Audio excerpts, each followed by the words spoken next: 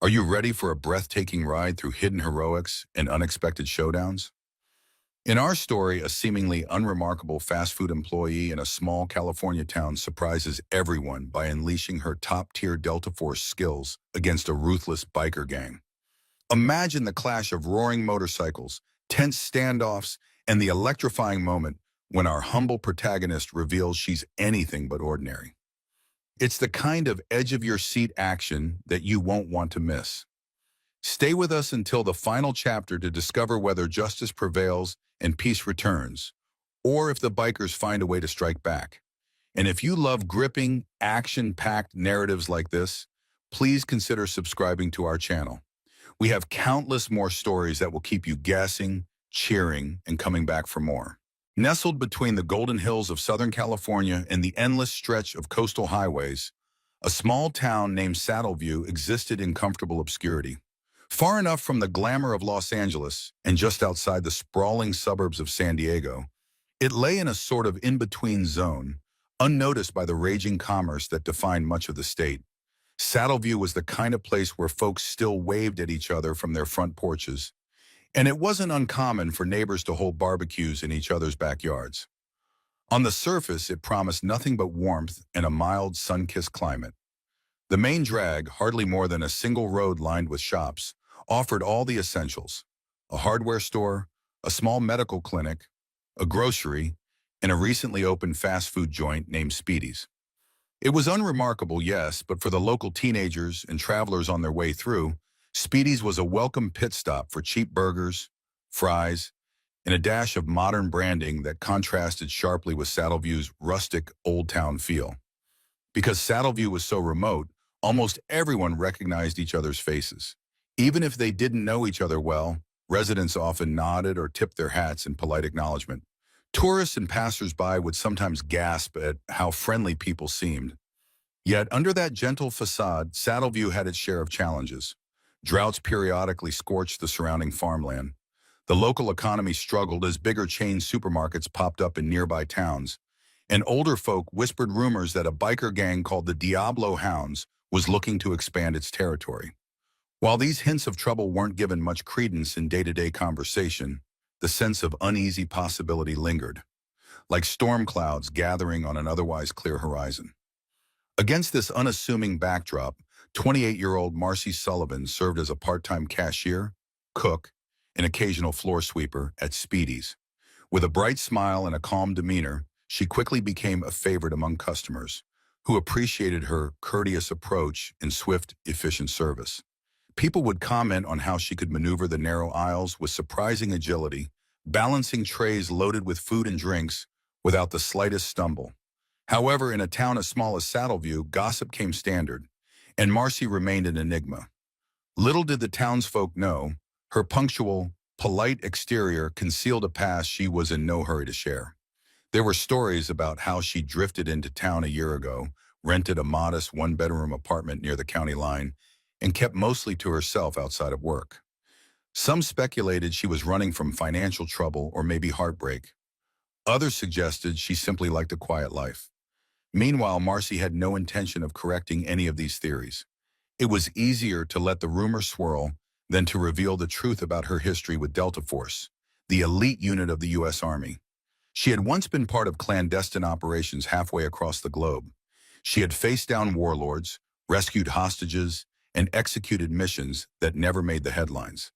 Yet here she was, clad in a Speedy's uniform, flipping burgers and ringing up meal combos, both content and slightly haunted by the simpler life she had chosen. If only she could live out her days in peaceful anonymity. But in a place like Saddleview, the calm never lasted forever. Each morning, Marcy awoke before dawn in her modest apartment. Though Spartan in decor, it was meticulously maintained. She wiped surfaces daily, kept her meager wardrobe ironed and folded, and had a small corner dedicated to physical training. A lone pull-up bar and a worn-out yoga mat testified to the discipline she had never truly let go of. The rhythmic squeak of the pull-up bar in the early hours became almost a lullaby of reassurance that she still could handle herself if anything went wrong. Then, after a quick shower, she'd change into jeans, a t-shirt, and a flannel jacket before strolling through the still slumbering streets to Speedy's. The air smelled of dew, farmland, and a faint trace of exhaust from the occasional passing truck. Once at Speedy's, she switched to the uniform, a bright red polo with the Speedy's logo, black slacks, and a cap. She'd run through the usual opening duties, restocking napkins, prepping the register, and brewing fresh coffee. At 6 a.m. sharp, she'd flip the sign from closed to open. Despite the early hour, a handful of townsfolk, truckers, local farmers, and an ever-enthusiastic retiree named Hank, would shuffle in for their morning pick-me-up. Hank, who had been a fixture in Saddleview for decades, would tease Marcy about her iron grip whenever she handed him his coffee mug. "You sure you weren't wrestling bulls back in your youth?" He'd joke, unaware of how close to reality that suggestion might be. Marcy's days followed a predictable rhythm, exactly what she craved. She'd take orders, handle the drive-through, check inventory, and occasionally step into the kitchen to help the short-staffed crew when lines grew long. Between shifts, she ducked into the back storage room, performing quick sets of push-ups or squats to keep her mind and body sharp. By late afternoon, the bustle of lunch would fade, replaced by the slower hours of the day. She would pass the time wiping tables, never attracting attention beyond the typical banter, and enjoying the relative quiet. Her coworkers respected her no-nonsense work ethic, but found her mysteriously reserved when it came to social chatter. She never bragged, never complained, and never bragged about her youth or hobbies. If asked about her background, she deflected with humor or changed the subject skillfully. "I'm just here to serve up fries, folks," she'd say with a small smile. Among themselves, the crew joked that Marcy was either in the witness protection program or a former actress who had decided to vanish off-grid. The notion that she might be a retired member of an elite military unit was too outlandish to even cross their minds. Within those days of routine, she found solace. She worked, she returned home, she worked out, and she slept. No excitement, no danger, just the gentle hum of small-town life. The only disruption was her own lingering sense that something, sooner or later, was bound to break the silence she had grown to cherish. Still, she clung to the hope that Saddleview would remain the quiet sanctuary it seemed to be. At the edge of Saddleview, where the main road stretched into a long, flat expanse, sat an old service station that had been abandoned for years. Graffiti stained its chipped walls, and tumbleweeds drifted through the empty lot like restless ghosts. Locals avoided the place after dark, not out of fear, but because there simply wasn't any reason to go there. However, in the last few weeks, a few residents, especially those who passed by on late-night drives, had reported seeing flickers of light coming from inside the station. Some swore they heard the roar of motorcycle engines echoing across the desert plains, accompanied by wild shouts and raucous laughter. Those who paid closer attention recognized the patches on the backs of the bikers' vests, a snarling dog's head with crimson eyes beneath stylized lettering that read, "Diablo Hounds." The Diablo Hounds weren't entirely new to the region. Rumors had cropped up over the years, especially from neighboring counties, about their involvement in illegal gambling, smuggling, and violent turf wars. But up until now, their appearances around Saddleview had been sporadic, more like passing specters than a stable presence. One morning, while Marcy was methodically wiping down tables at Speedy's, Hank shuffled in earlier than usual. His normally cheerful demeanor was overshadowed by worry etched into every line of his weathered face. Setting his coffee mug down with trembling hands, he began sharing a hushed conversation with Marcy.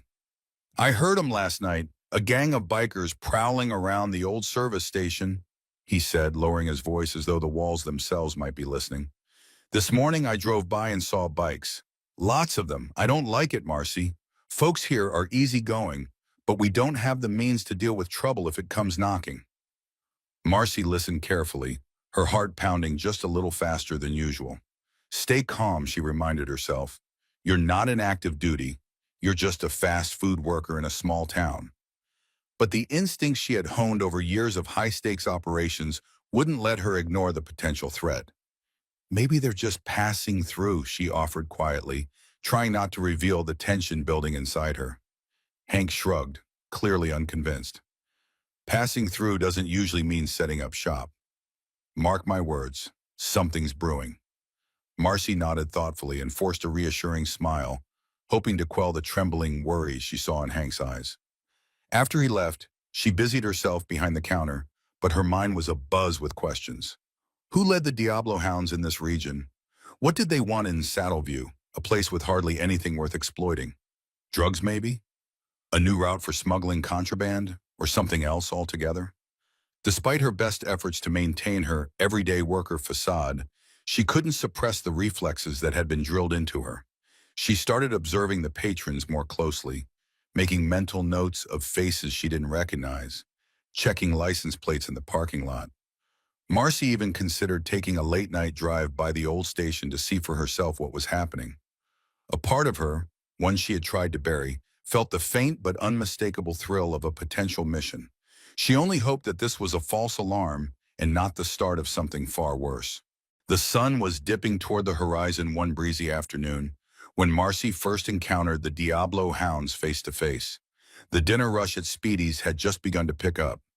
Families shuffled in, looking for a quick meal after a day of errands, and a couple of carloads of teenagers, still in their sports uniforms, filled the small dining area with chatter. Marcy stood behind the counter, taking orders and handing out paper bags stuffed with hot food. In the kitchen, the grill sizzled with burger patties, and the fryer hissed as fries emerged crisp and golden. The scene was as ordinary as any weekday evening in Saddleview, until the roar of motorcycle engines shattered the air. 4 men dressed in worn leather vests and heavy boots walked in with an unmistakable swagger. They each had the Diablo Hounds insignia blazing across their backs. A hush fell over the restaurant. Even the teenagers, who had been lost in their own world, turned to stare. One of the bikers, a tall man with a graying beard and arms covered in tattoos, surveyed the place like he owned it. Another, sporting a bright red bandana under his helmet, frowned at the bright, family-friendly interior of Speedy's as though it were an insult to his very being. Marcy felt a pang of adrenaline surge through her, but she kept her expression neutral. "Welcome to Speedy's," she said, her voice steady. "Can I take your order?" The tallest biker ambled up to the counter, removed his sunglasses with slow deliberation, and locked eyes with her. There was a calculating chill in his stare, a sense that he was testing the waters, waiting for someone to show fear. When he finally spoke, it was with a sneer tugging at the corner of his mouth. "I'll take a triple cheeseburger, large fries, and a strawberry shake, and don't skimp on the ketchup." Marcy nodded and tapped in the order, ignoring the tension that had descended on the room. "Your total is—" Before she could finish, one of the other bikers interjected, "Hey, sweetheart, can you hurry it up? We've got places to be." There was an edge of provocation in his tone, as if he wanted her to bristle or snap. Another part of her training kicked in. Stay calm, de-escalate, remain polite. She gave a short nod and swiped their payment through the register. "We'll have that out for you in just a minute," she replied smoothly. The lead biker smirked, leaning in over the counter as if to test her personal space. "You new around here?" he asked. "Haven't seen you before. You sure don't look like you belong in a sleepy place like Saddleview." Marcy offered a measured half smile. "Been here about a year," she said, keeping her words curt. "I like the quiet." For a moment, the tall biker just stared at her. Then with a guttural chuckle, he stepped back. "Well, we'll see how long that quiet lasts," he muttered. Marcy felt the prickling sensation of his words lodging somewhere in the back of her mind. A warning, a foreshadowing. Outside, their motorcycles still idled, engines growling as though they shared their riders' restlessness for trouble. As soon as the bikers settled at a corner table to wait for their order, the rest of the restaurant let out a collective breath. The parents who had brought their children became quietly protective, ushering the kids away from the visitors. The teenagers exchanged wide-eyed glances, unsure whether to stay or scurry off to avoid any possible confrontation. The Diablo Hounds, for their part, seemed content to lounge around, casting slow, appraising glances at every patron who dared make eye contact. Marcy could feel the weight of the entire room's anxiety pressing down on her. In her peripheral vision, she noticed her coworker Sasha, a high school senior who worked part-time at Speedy's to save for college, trembling behind the fryer station. Marcy gave her a quick nod and a reassuring smile, silently conveying that everything would be fine. Then, focusing on her own breathing, she told herself to remain collected. This was not a war zone, not a covert mission. It was a small-town diner, and the best approach was to diffuse any tension. The group's order came up on the kitchen pass, and Marcy carried it over on a plastic tray, her posture erect but calm. "Triple cheeseburger, large fries, strawberry shake," she announced, placing the items carefully on the table before them. The men barely acknowledged her as they reached for their food, except for the tall leader who fixed her with that same unsettling stare. "Thanks, sweetheart," he drawled in a tone that made the word sound more like an insult than a compliment. A ripple of relief went through the room when they finally stood to leave. The leader grinned at Marcy once again before heading out. "We'll see you around," he said, making it clear it wasn't really a question. The door swung shut behind them and the purr of their motorcycles receded into the evening air. After a tense pause, the restaurant buzzed back to life, though still with a layer of unease. Conversations picked up again, but they were quieter, more subdued. In the aftermath, Hank, who had been sitting by the window, sidled up to Marcy. "I don't like this one bit," he murmured, eyes narrowed with concern. "They're setting up shop here, aren't they?" Marcy didn't want to alarm him further, so she shrugged. "It's possible they're just passing through for the day," she lied. Hank shook his head, unconvinced. "You don't usually pass through someplace and start scaring the folks. Watch yourself, Marcy, and if you see or hear anything, let me know. Sometimes all we've got in a town like this is each other." The advice hung in the air as Marcy tried to focus on her duties, but a part of her, the part that had once been on high alert in combat zones, was now wide awake. Trouble had arrived, and she feared it was only the beginning. Later that night, long after Speedy's had closed and Saddleview's modest nightlife had drifted off, Marcy found herself in her apartment, unable to sleep. She sat on the edge of her bed, staring at a small black duffel bag in the corner of the closet. Inside that bag lay remnants of her old life, a meticulously maintained handgun, a disassembled M4 carbine upper receiver, a few small keepsakes from her Delta Force days, and a single dog tag engraved with her last name. She hadn't needed any of it since she arrived in Saddleview, and she hoped she never would. Yet the strange tension sparked by the Diablo hounds made her mind race with tactical scenarios. Ways to defend the town if things spiraled out of control. She traced the faint scar on her left forearm, remembering how she had gotten it on a mission in a remote desert halfway around the world. Then her thoughts flickered to the crowd in Speedy's that afternoon. The families, the teenagers, all unprepared for violence. She tried to remind herself that she wasn't responsible for the town's safety. She was just Marcy the cashier, not Sergeant Sullivan. Still, old habits die hard.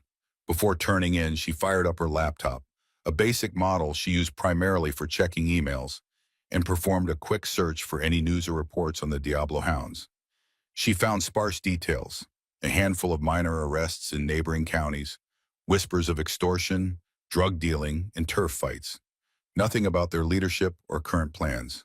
Frustrated, she closed the laptop. If her old intel networks were still available, she could have pieced together a clearer picture of what was happening in mere hours. But that was another life. Those contacts were gone, or at least she had no intention of rekindling them over a local biker gang.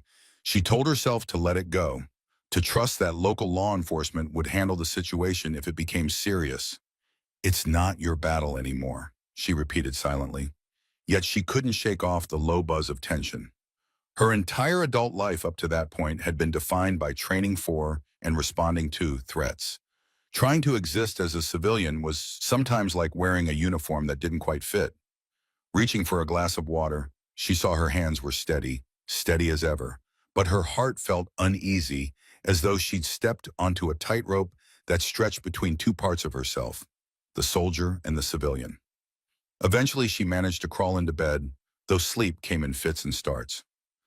Her mind churned with images of motorcycles, roaring engines, and the silent desert highways where anything could happen. She'd chosen this quiet life to escape that background of constant vigilance. Was it fate's cruel irony that trouble was following her even here, to this inconspicuous corner of California? By the time the first light of dawn seeped through her blinds, she realized she had gotten no more than a couple of hours' rest. With a resigned sigh, she rose, mentally preparing for another day, knowing full well that ignoring the situation wouldn't make it vanish. Over the next few days, subtle but unmistakable changes washed over Saddleview. The Diablo hounds began appearing around town more frequently. Sometimes it was just one or two bikers refueling at the only gas station in town. Other times it was a small pack of them roaring down the main street, the thunder of their engines impossible to ignore. They weren't overtly violent, at least not yet, but their presence felt like a bruise forming under the skin of daily life. Local shop owners complained about intimidation tactics. A hardware store clerk claimed that a couple of bikers had sauntered in, knocking items off shelves and hinting at protection fees. A middle-aged farmer reported that he'd found his fence cut in multiple places, though he couldn't say for sure if the bikers were responsible. Rumors spread quickly, fueled by anxiety and lack of solid information. Folks who'd never locked their doors before started checking their deadbolts twice at night. At Speedy's, the uneasy atmosphere persisted. Marcy noticed a dip in evening customers, likely because families wanted to avoid running into the bikers who occasionally breezed in for a late dinner or a milkshake. She also noticed the men seemed particularly interested in her. The tall leader, who went by the moniker Grizzly, and his cronies would watch her with a peculiar curiosity, as if they sensed something wasn't quite adding up about the polite, unassuming fast food worker. One evening, Grizzly approached the counter while Marcy was in the middle of handling a line of customers. "Hey there, darling," he said in his usual mocking drawl. "Heard you're ex-military or something. That true?" Marcy's heart skipped a beat, but she kept a neutral face. "Nope," she replied evenly, handing change to the customer in front of her. "Just your average grill jockey."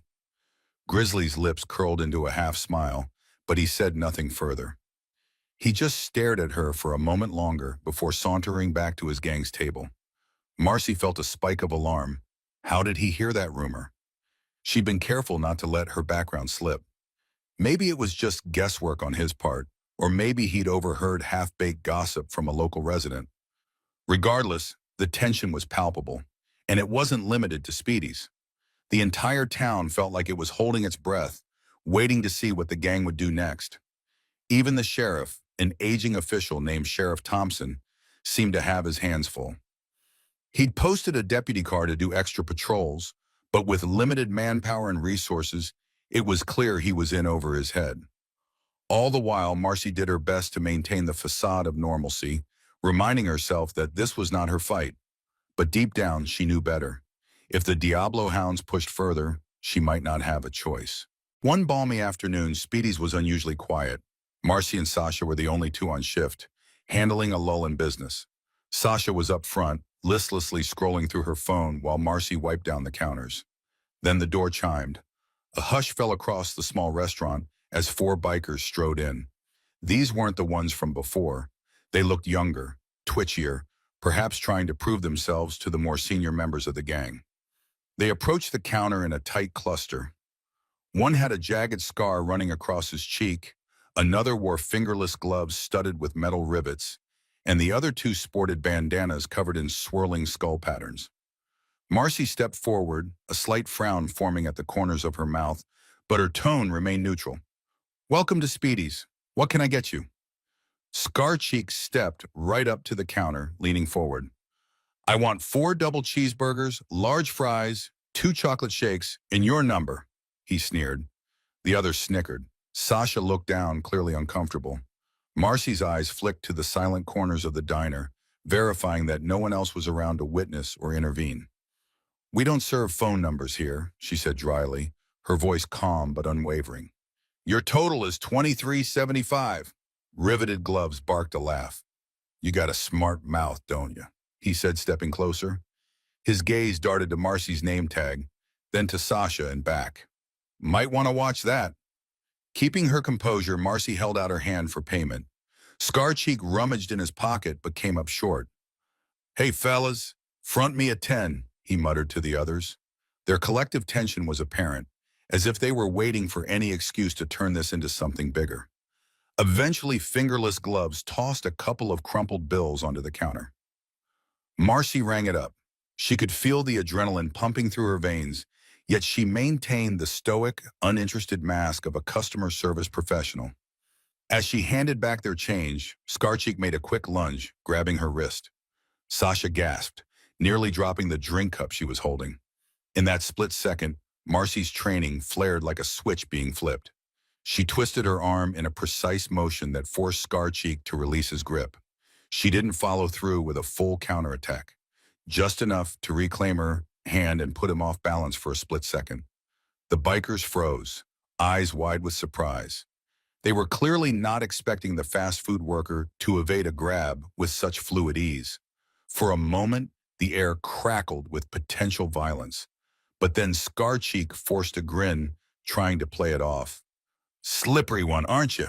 he snarled, rubbing his wrist. Marcy returned a level stare, choosing her words carefully. "Please don't grab me," she said. "Your food will be out in a moment." She managed to keep her voice steady, though inside she was a riot of emotions. The last thing she wanted was to tip her hand any more than she already had, but self-defense was instinctive. After a tense pause, the younger bikers mumbled amongst themselves. They backed off slightly, still eyeing Marcy with suspicion. Sasha hurried to assemble their order, sliding the bags onto the counter as quickly as she could. Without another word, the bikers grabbed their food and stalked out, leaving a heavy weight of dread in their wake. When the door finally swung shut behind them, Sasha exhaled shakily. "Oh my God, Marcy, are you okay?" Her hands trembled as she spoke. Marcy nodded, struggling to keep her own nerves in check. "I'm fine," she said, although her pulse pounded in her ears. She couldn't let fear take hold. Fear was the enemy. "Assess the situation, control your emotions, and plan your next move," she reminded herself, a mantra drilled into her by countless hours of Delta Force training. Sasha wiped at her eyes, fighting tears of anxiety. They could have hurt you." Marcy laid a reassuring hand on Sasha's shoulder. "Listen," she said, "you did the right thing by staying calm. Let's call it in to Sheriff Thompson, just to have a record." Together they made the phone call. When the sheriff arrived half an hour later, he seemed exhausted, as though he'd been dealing with a deluge of similar incidents. He took their statements, scribbling notes in a small, battered notebook. "They didn't do more than grab you, right?" he asked. Marcy nodded. "No direct assault, but it was threatening." The sheriff sighed. "I'll talk to them if I see them around. In the meantime, you ladies be careful. We're stretched thin, and these Diablo Hounds fellas looking for trouble." Marcy watched him leave, feeling the weight of the town's vulnerability. The sheriff, for all his experience, wasn't equipped to handle a group this organized and unpredictable. That left an unsettling question. Should she step in somehow? If she did, she'd risk exposing her past and possibly invite even more danger to herself and the community. But if she didn't, Saddleview might fall prey to something far worse than a few bullies shaking down businesses. By closing time, her mind was awash with conflicting thoughts. The pragmatic soldier in her insisted that letting the bikers establish a foothold unchallenged was a recipe for disaster. But the other part of her, the part that craved normalcy and anonymity, balked at the idea of risking everything she'd built here. Despite the late hours, she lingered after locking the doors, standing in the quiet parking lot under a flickering street lamp. The night air was cool, carrying the faint scent of distant wildfire smoke. She gazed down the road, half expecting to see the glow of headlights belonging to the bikers. It took all her willpower not to jump in her dusty old sedan and drive straight to the abandoned service station to gather intel. Patience, she reminded herself. Observe, plan, then act. For now, her best move was to keep her eyes open and hope that an alternative solution would present itself. But deep down, she feared that the line between her old life and her new one had already begun to blur beyond repair. The very next day, rumors of the incident at Speedy's spread like wildfire through Saddleview's gossip mill. By lunchtime, Marcy received multiple sidelong glances from customers who seemed curious about her alleged self-defense skills. Even Hank, who rarely let anything faze him, approached her with a hushed tone. "Heard you taught one of those biker punks a lesson," he said, half impressed, half worried. She deflected as best she could. "Nothing major, just a reflex," she insisted, but skepticism lingered in his eyes. That evening, a hastily organized town meeting convened in the tiny community center.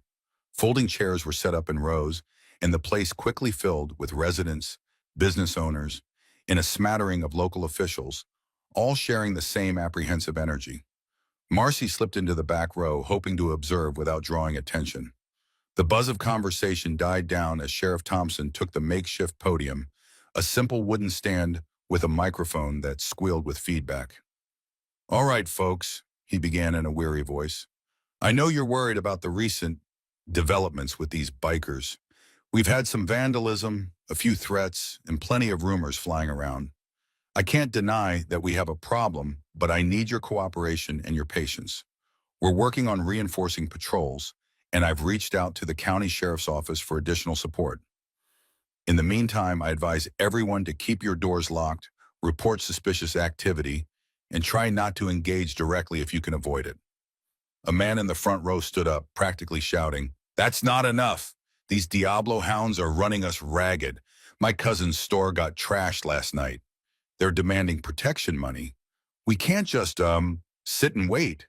Several people murmured in agreement, frustration rippling across the room. Sheriff Thompson rubbed the bridge of his nose. "We're doing everything we can, but we have limited resources. We don't want anyone playing hero and getting hurt." His gaze swept over the crowd, and for an instant, his eyes fell on Marcy. She felt an uncomfortable jolt of guilt, as though he suspected she might be contemplating exactly that. The tension in the room was thick, but eventually the meeting ended with no concrete solutions. People shuffled out with grim faces, muttering anxiously among themselves. Marcy lingered, listening as small clusters formed to debate next steps. Some advocated for forming a neighborhood watch, others wanted to hire private security from a nearby city, and a vocal minority called for a direct confrontation. "Show these bikers we won't be bullied," they said. She hovered near the exit, leaning against the wall and trying to stay inconspicuous, when Hank sidled up to her. "Hell of a mess, isn't it?" he remarked softly. "I haven't seen this much fear in Saddleview since, well, I can't recall ever seeing it like this."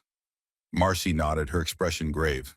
She couldn't deny that the situation was deteriorating faster than she'd anticipated. As Hank patted her shoulder in a fatherly gesture, Marcy knew she was running out of time to decide. Continue hiding in the shadows or step forward and take a stand. For the next couple of days, Saddleview felt like a town on edge. Businesses closed earlier, people avoided going out at night, and the sheriff's cruiser made slow circuits around the main street with its lights off, attempting a semblance of undercover surveillance. Though there were no major incidents reported, the unease was tangible. The Diablo hounds still lurked, visible reminders that the town was under a silent siege. Every distant motorcycle rumble sent a ripple of dread through the community. Marcy tried to resume her routine. She opened Speedy's in the morning, served customers with her usual efficiency, and kept an ear open for any new stories about the bikers. Most days she closed the shop well before dusk, locking up meticulously before stepping into the twilight. Once she got home, she'd crank out a quick workout, shower, and attempt to watch some mindless TV in an effort to distract herself. But inevitably, her thoughts circled back to the same place. Is it time to break your cover? She replayed in her mind the countless missions she'd been on, times when she'd risked her life to save civilians in war-torn areas. If she could do that for strangers half a world away, why was she hesitating to do it for the people of Saddleview, the place she'd chosen as a refuge? The answer was complicated. Stepping in meant revealing who she really was, and that would forever shatter the normal life she had tried so hard to build. Not to mention, violence often begets more violence. If she confronted the gang, they might retaliate against the town with even greater force. Still, her conscience wouldn't let her remain idle. One evening, she drove out to a quiet stretch of road near the abandoned service station.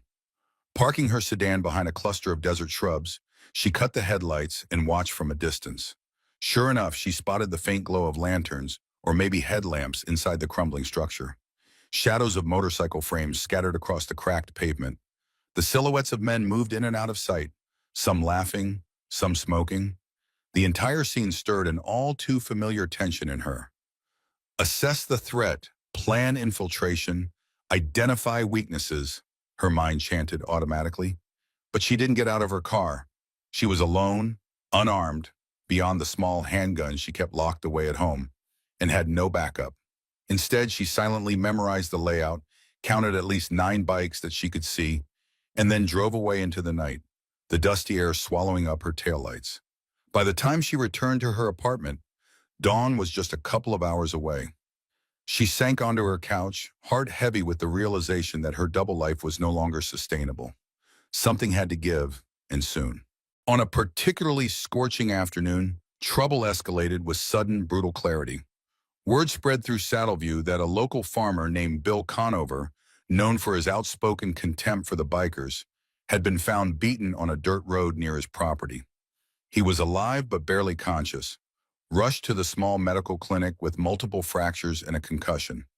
Witnesses claimed to have seen a handful of men wearing Diablo Hounds patches speeding away on motorcycles, leaving Bill's truck burned out in his own field. Fear turned to outrage as townspeople demanded justice. Sheriff Thompson, overwhelmed, put out a call to the county for immediate backup. The news sent a shiver through Marcy as she cleaned tables and speedies. By now, even the kids who popped in for fries sensed the tension. A TV mounted in the corner aired a local news segment about the attack, the anchor's concerned voice reverberating across the otherwise quiet diner. Marcy paused, rag in hand, eyes fixed on the screen, as the anchor recounted Bill's injuries and the community's growing distress. Around closing time, Hank hobbled in, looking more somber than usual. "Just wanted to check on you, kiddo," he said in his gruff but kind way. "Things are getting bad." Marcy nodded, swallowing hard.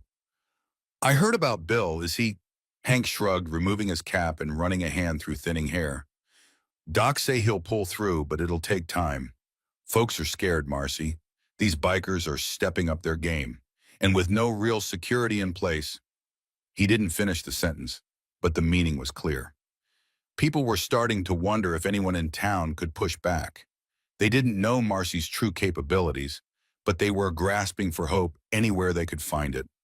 After Hank left, Marcy locked up for the night. As she walked through the dimly lit parking lot, she heard the distant roar of bikes yet again. A swirl of dust kicked up along the road, and she spotted two headlight beams gliding by. The silhouettes of riders slowed, as if scanning for something or someone before they sped off into the darkness. Marcy felt her heartbeat spike. She clenched her fists, letting out a shaky breath. Something had snapped inside her. Bill's vicious assault was a turning point. The Diablo Hounds weren't just petty thugs or loud troublemakers. They were predators tightening their grip on a vulnerable town. She couldn't let that continue. She glanced around at the empty parking spaces, the neon sign humming overhead. Enough is enough, she thought, the soldier's resolve taking hold once again. If the law couldn't protect Saddleview, perhaps someone else could. She fired off a quick text to a number she'd hoped never to use again, an old contact who owed her a favor from her Delta Force days. Then she headed home, mind brimming with possible strategies, from recon to direct confrontation. Though she still yearned to protect her secret life, she now believed that the cost of doing nothing was too high. With the town on the brink, Marcy Sullivan stood at the crossroads of her identity, a humble fast food employee or the skilled operative she once was, and she knew which path she had to choose. Marcy's text message went out into the void with an almost eerie sense of finality. She half expected no response. After all, she had severed ties with her old Delta Force compatriots when she sought a new life. But less than 24 hours later, her phone buzzed in the middle of the night. A single coded phrase appeared. Location? She stared at the glowing screen in the darkness of her bedroom, heart pounding.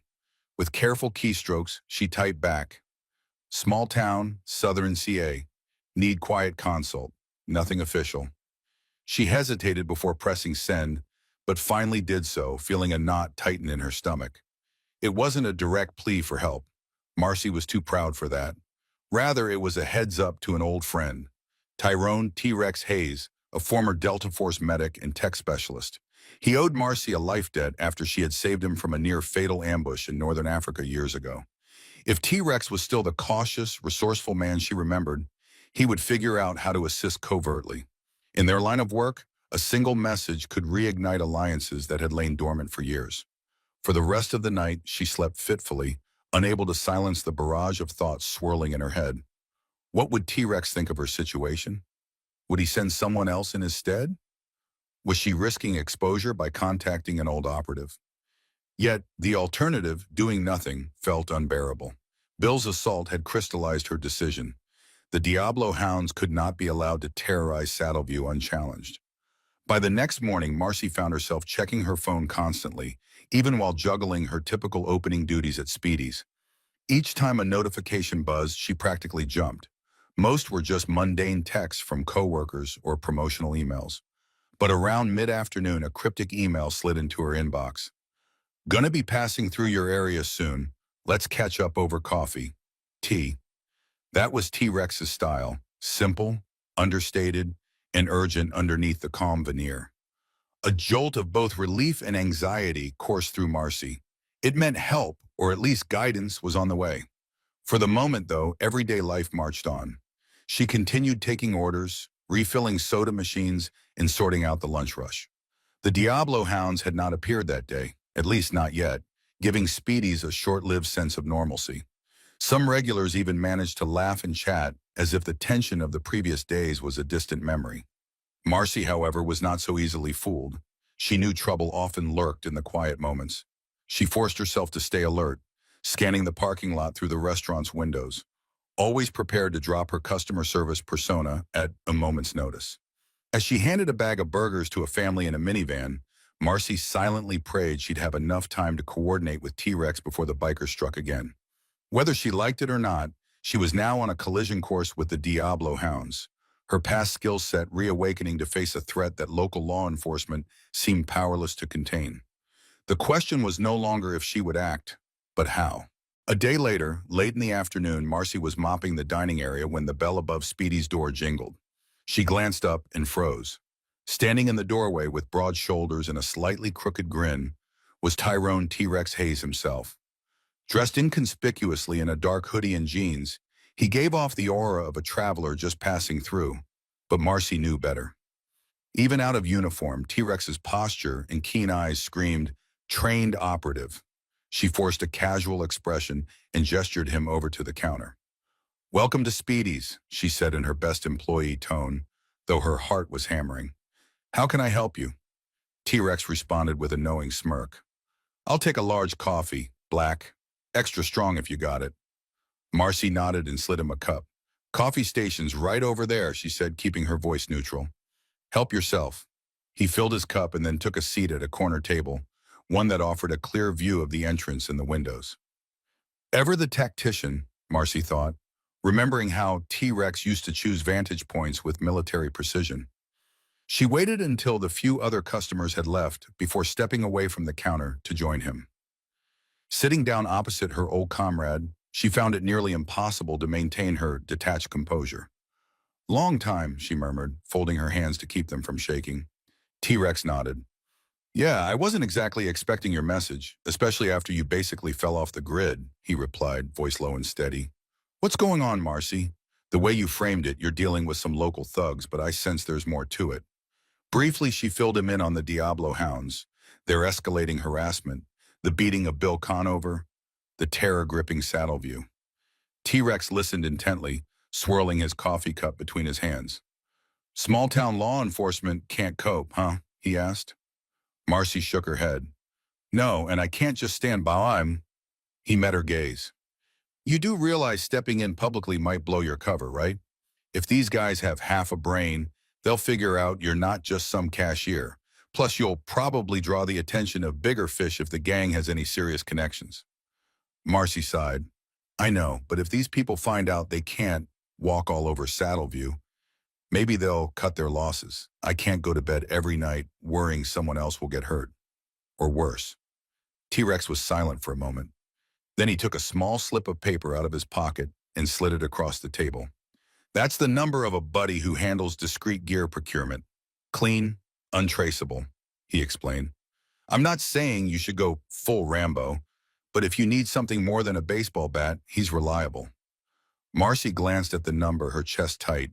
She had hoped never to tread this path again, yet she felt an odd sense of relief that T-Rex understood.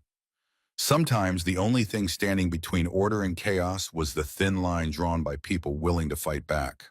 That evening, after her shift ended and T-Rex had quietly departed to secure a motel room, Marcy closed Speedy's with hands that trembled from the weight of her decision.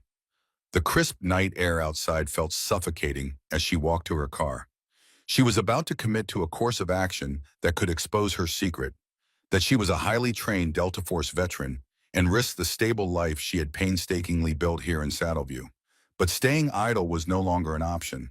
Not after what had happened to Bill Conover. She drove straight to her modest apartment and flicked on the single lamp in her living room.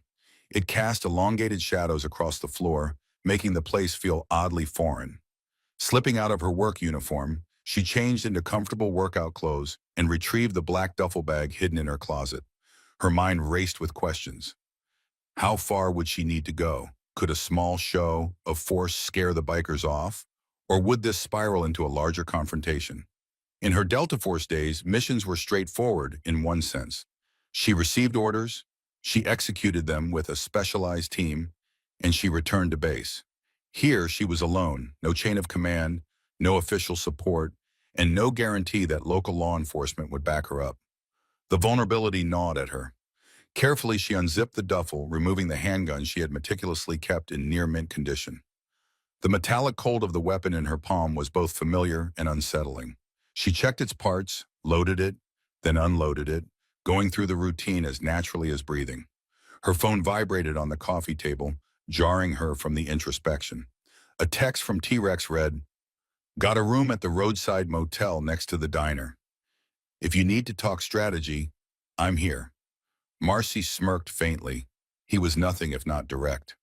She considered replying immediately, but opted to take a moment for herself. Setting the phone aside, she exhaled and stood, performing a series of slow, deliberate stretches and breathing exercises. It was her way of regaining equilibrium, something she'd learned in the field to keep a clear head before any operation. Eventually, she tapped out a brief response. "Thanks, let's meet tomorrow." Then she locked the gun away, changed into a t-shirt and shorts, and tried to find rest. Sleep didn't come easily, however. Her body felt coiled, ready to spring into action, and her mind wrestled with the ethical implications of stepping beyond civilian boundaries. Lying in bed, she mulled over contingency plans, escape routes if the bikers retaliated, fallback positions if the fight escalated. This was the reality of conflict, a reality she had hoped to leave behind. But for Saddleview's sake and for her own conscience, she was prepared to face it once more. Early the next morning, Marcy rose before sunrise, nerves tingling with an undercurrent of adrenaline she hadn't experienced in over a year. She dressed in her usual jeans and hoodie, nothing flashy or noticeable, and grabbed her duffel bag. Before heading out, she placed a note on her kitchen counter, detailing a few instructions for her landlord and Hank, in case the worst happened and she had to disappear quickly. It wasn't exactly a last will and testament, but the act of writing it reminded her how high the stakes had become. Outside, the town was just awakening. The sky tinted pale orange, and the only vehicles on the roads were a couple of delivery trucks and early morning farm workers. Instead of going to Speedy's, Marcy drove to the roadside motel. The neon sign flickered, promising vacancy in bold letters, and the parking lot was mostly empty. She spotted T-Rex's unassuming rental car by room 6. She knocked softly, and T-Rex opened the door, his expression grim yet focused. "Good to see you," he greeted, stepping aside to let her in. His motel room was as sparse as one would expect. A single bed, a wooden dresser, and a faded floral painting on the wall. On the table by the window, T-Rex had laid out a laptop, a few maps, and a small array of discreet surveillance gadgets, wireless cameras, handheld radios, and a pair of night vision binoculars. Marcy raised an eyebrow. "You sure came prepared," she remarked. T-Rex shrugged. "Old habits, you know. I'd rather have more gear than not enough." He gestured for her to sit on the edge of the bed while he took the chair by the table. "Fill me in on the layout. Where are these bikers holed up? And what are we dealing with?" She recounted the details of the abandoned service station, its cracked asphalt lot, the graffiti-strewn walls, the partial roof collapse on one side, and the makeshift lights they'd rigged up inside. She also described the approximate number of bikers she'd observed, noting their shift patterns in the time she'd seen the most activity. T-Rex listened intently, occasionally making notes on a battered notepad. When she finished, he leaned back, fingers steepled under his chin. "Seems like they're using the station as a base of operations, probably storing whatever contraband they're dealing with. If we spook them without neutralizing their leadership, they might just strike back harder. Do you know who's in charge?" Marcy nodded. "They call him Grizzly. He's older, more intimidating than the others. My guess is he's the local chapter boss. T-Rex pursed his lips. Okay, if we can isolate him or show him this town won't roll over, maybe the rest will scatter. But we have to be careful. He tapped the gear on the table. We can set up some remote cameras near the station, gather footage to pass on to the county sheriff. If we can prove illegal activity, we might get a real response from higher authorities. But if that fails, we might need to. He trailed off, eyeing Marcy's duffel bag. She nodded in understanding. The unspoken truth was clear. If the legal route didn't work, they might have to go off the books, using tactics that were decidedly not part of any police handbook. That same evening, Marcy and T-Rex embarked on a covert surveillance mission that felt eerily reminiscent of their past life. Under the cover of twilight, they drove out in T-Rex's rental car, parking in a secluded spot about half a mile from the abandoned service station. Armed with small, wireless cameras the size of matchboxes, they set out on foot, moving low and slow through the brush that surrounded the dilapidated building. Though Saddleview's desert terrain wasn't as hostile as some of the regions they'd once operated in, the mission still held a familiar tension.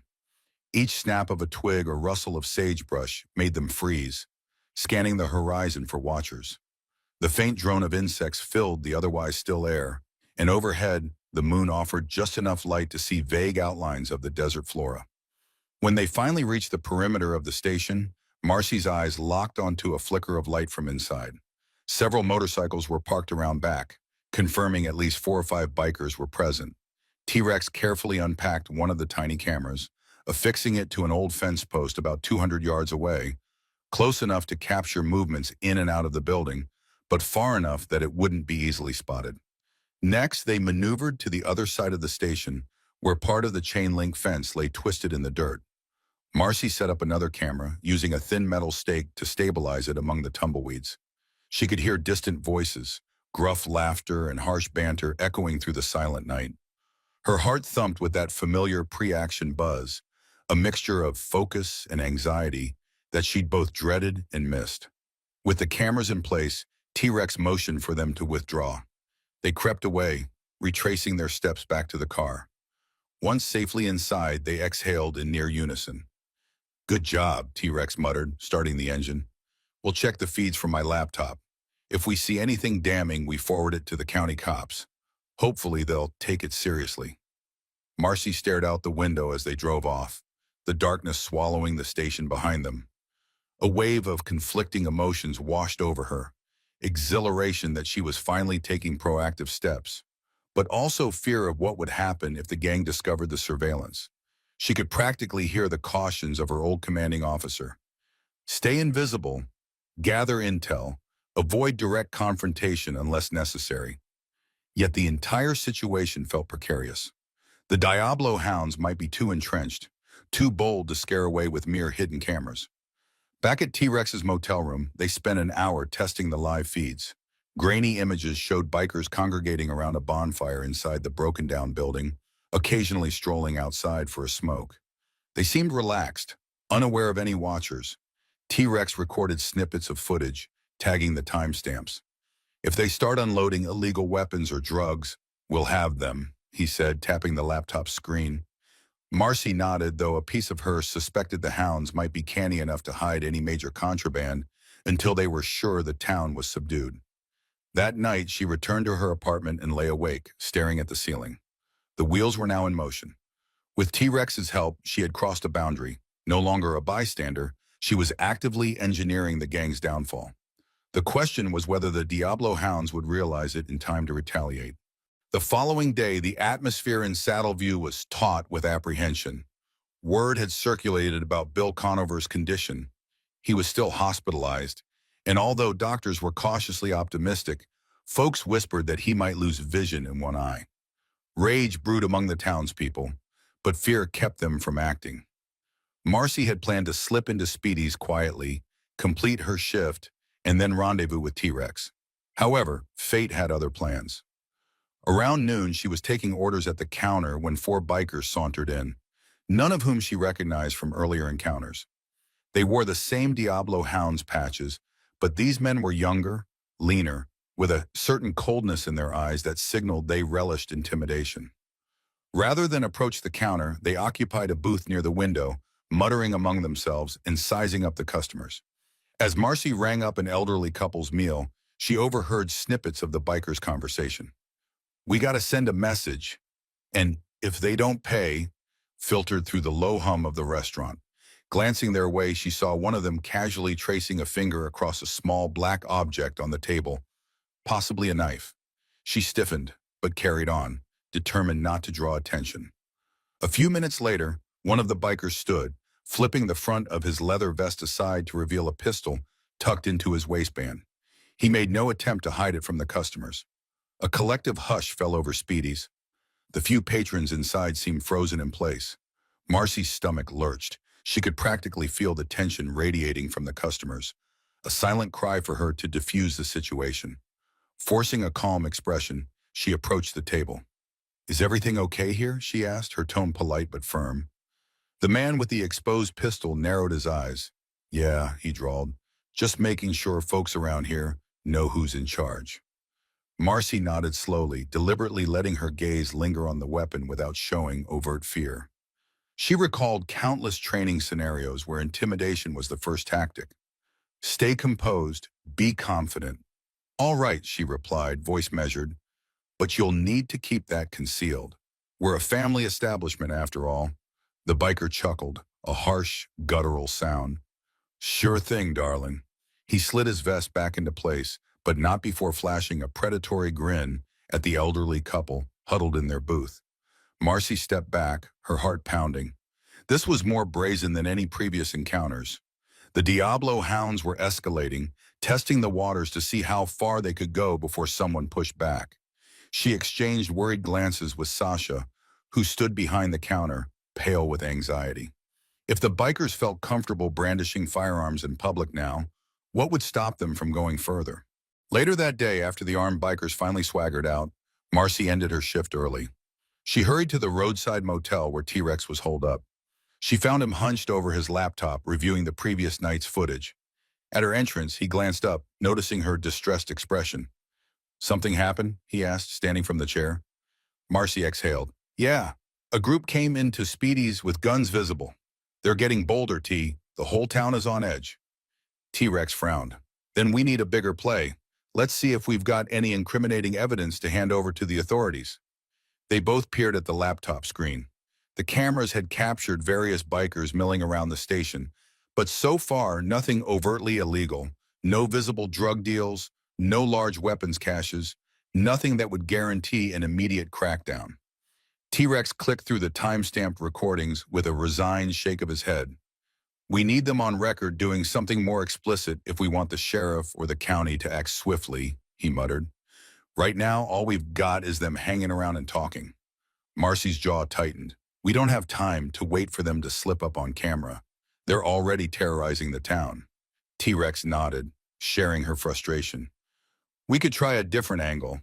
Sometimes these gangs keep records, notes on payments or contraband. If we can find or photograph that, it could be enough for an arrest warrant." "Breaking in?" she asked, arching an eyebrow. T-Rex shrugged. "It's risky, but it might be the only way." He paused, then gave her a meaningful look. "Unless you want to attempt talking to them, see if they'll back off." Marcy let out a humorless laugh. "Diplomacy with armed criminals? I doubt that'll end well." Yet later that afternoon, Marcy found herself doing just that, turning the key in her sedan's ignition and driving out toward the old service station. She couldn't fully explain it, even to herself.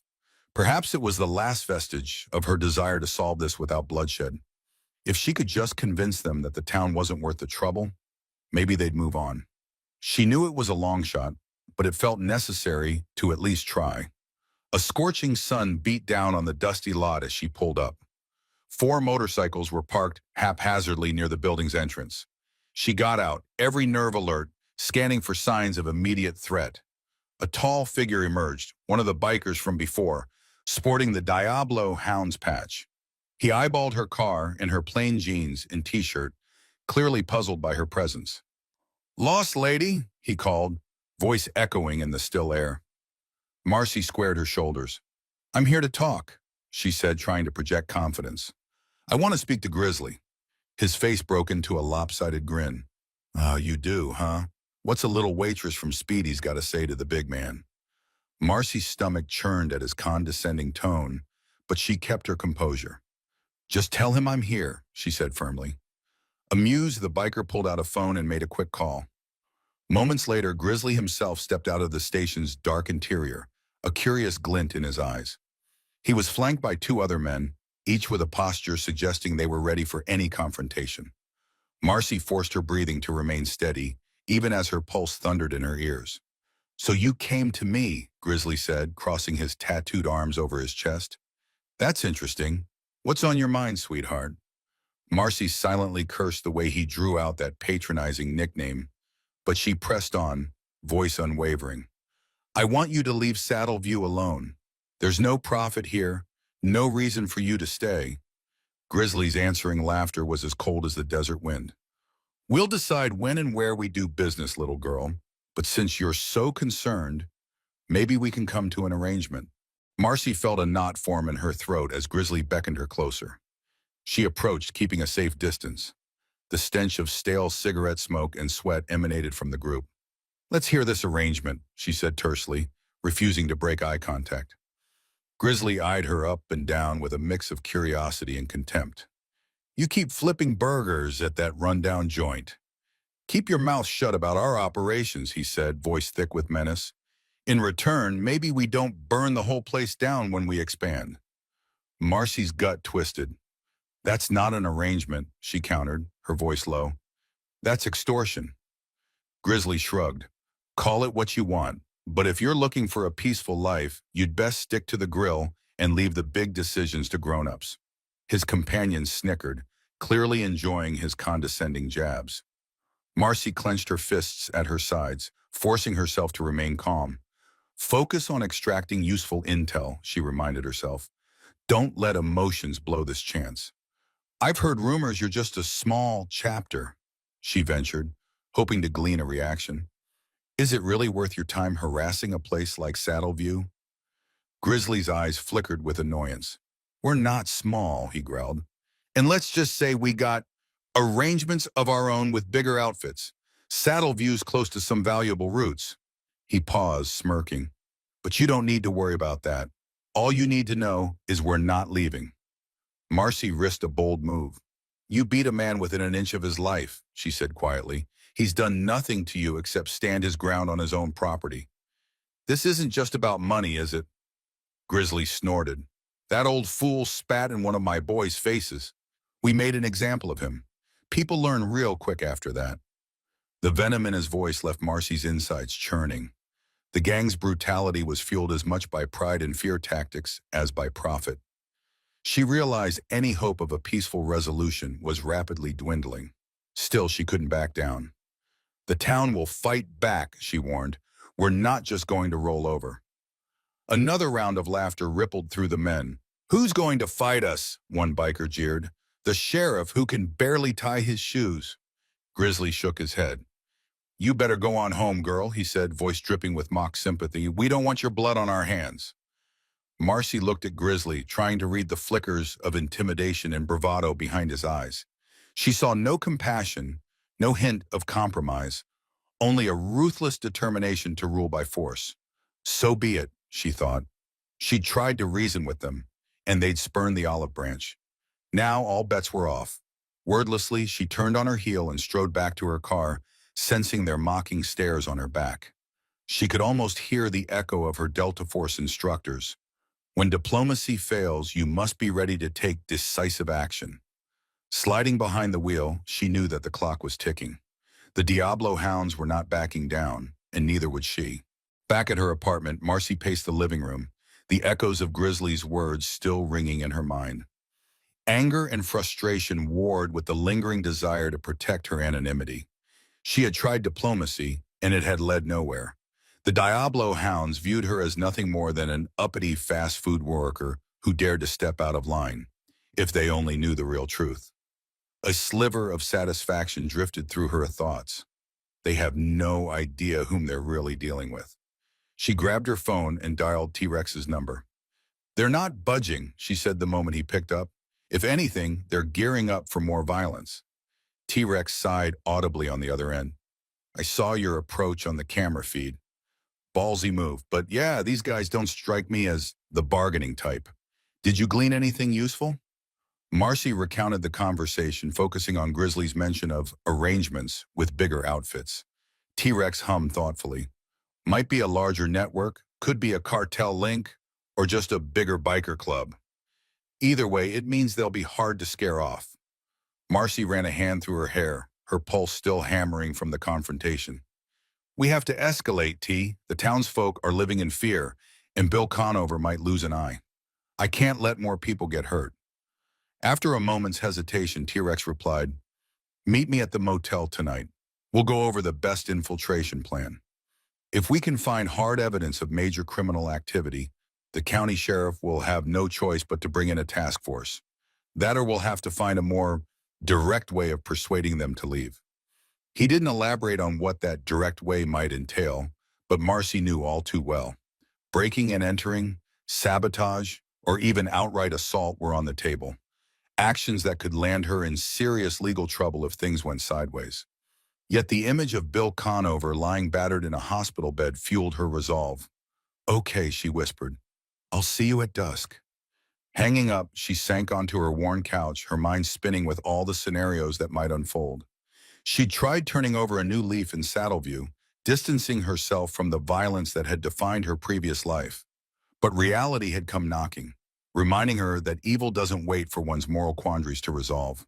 Sometimes you have to fight fire with fire, she told herself, though the thought made her stomach churn. Time ticked by slowly until evening. In that interim, she clung to routine like a lifeline, tidying her apartment, doing a quick workout, and double-checking her gear. Each small task grounded her, reminding her of the discipline that had once kept her alive in war zones far more hostile than Saddleview. At last, the sun dipped low, painting the sky in hues of red and orange. Grabbing her keys and duffel bag, Marcy locked up and headed for the roadside motel once more. Her heart thudded with anticipation. After tonight, there would likely be no turning back. She was about to cross a line, one that might forever change how the people of Saddleview saw her, if they ever discovered the truth. But as she climbed into her sedan, she reminded herself, I'm doing this to protect them, even if it means sacrificing the quiet life I've tried so hard to build. Inside the cramped motel room, T-Rex had cleared the small table to spread out maps, notes, and a few items of advanced gear. A single overhead light buzzed faintly, casting harsh shadows across the scene. Marcy stepped in, nodding curtly in greeting. She could taste the tension in the air. All right, T-Rex said, motioning for her to take a seat on the edge of the bed. We've got two main objectives. One, gather indisputable evidence, drugs, weapons, anything, that ties them to organized crime. Two, if that fails, or if they come after the town in force, we stop them ourselves. Marcy folded her arms. So we're definitely doing a break-in? She asked, her voice low. T-Rex nodded, sliding a small blueprint-like sketch toward her. This is a rough layout of the station, based on your observations and what the cameras show. There's a side office that looks intact. We suspect that's where they might store records or contraband. If we can get inside undetected, snap photos, maybe grab samples of anything illegal, we could blow this open. She studied the sketch, her adrenaline surging. Entry points, she inquired. T-Rex tapped a spot near the back. There's a boarded-up window. We might pry it loose silently with the right tools. The cameras will be offline for about 20 minutes tonight. I set them to auto-update firmware, so they'll stop recording temporarily. But that also means we lose our live feed, so we'll be going in blind. Marcy took a deep breath. This was serious. Covert infiltration, minimal backup, high risk. Just like old times, but with no chain of command to cover them. What about the gang members themselves, she asked. We don't have a head count for tonight. T-Rex grimaced. Could be anywhere from 5 to 15 inside. The place is big enough they might not all be in the same room. If we're spotted, we might have to fight our way out, and that's when things get dicey. He slid a handgun across the table, a suppressed 9mm. I can't guarantee it won't raise an alarm, but it's quieter than a standard sidearm. Marcy wrapped her hand around the grip, memories flooding back of missions in the dead of night. She tested the weight, then set it aside. "I'd rather do this without firing a shot," she said softly. T-Rex nodded in agreement. "Me too, but we prepare for the worst-case scenario." They spent the next hour going over contingencies, signals for aborting the mission, safe words, a rendezvous point if they got separated. T-Rex also produced a small stash of zip ties, flashlights with red lenses, and a sleek digital camera for collecting evidence. It was both nostalgic and nerve-wracking. Marcy felt the old intensity creeping into her bloodstream, the mindset that had carried her through battles overseas. Finally, T-Rex closed the laptop. "We have a few hours before we move. Get some rest, eat something. We'll drive over in my rental, park it a quarter-mile away, and approach you on foot. With any luck, they'll be too busy partying or sleeping to notice us." Marcy gathered her courage, exhaling slowly. "All right, let's do it. But let's also agree, if this goes south, we prioritize getting out alive. The last thing I want is a bloodbath in the middle of Saddleview." T-Rex nodded gravely, and the two exchanged a resolute look. They both knew the line they were about to cross, and there was no going back. If they failed, the town would pay dearly. If they succeeded, it might change everything, but at least they'd have a chance at freeing Saddleview from the Diablo Hound's grip. Midnight found Marcy and T-Rex crouched behind a cluster of scraggly bushes, the abandoned service station looming ahead. A sliver of moon hung low in the sky, providing sparse illumination. The desert night air had cooled, but Marcy's pulse raced, her nerves aflame with the familiar cocktail of focus and fear. They wore dark, lightweight clothing and had black face coverings pulled up over their noses to minimize recognition if things went awry. The hum of crickets provided a natural sound cover, occasionally broken by distant coyote howls. They moved in tandem across the cracked asphalt, hugging the shadows. A flickering glow seeped through the broken windows, likely a few lanterns or a small fire inside. As they approached the boarded-up window T-Rex had marked, they paused to listen. Faint laughter and muffled voices echoed from within, but it sounded distant, perhaps coming from a larger room on the opposite side of the station. Marcy gently removed a small crowbar from her bag. T-Rex steadied the wooden boards so they wouldn't clatter when pried loose. Bit by bit, they created an opening large enough to slip through. Each creak of wood seemed magnified in the stillness, sending spikes of adrenaline through Marcy's system. She peered inside the dark office, scanning for movement. It appeared empty, lit only by stray beams of moonlight seeping in through gaps. They entered slowly. Once inside, T-Rex flicked on a red-lensed flashlight, keeping the beam low to the ground.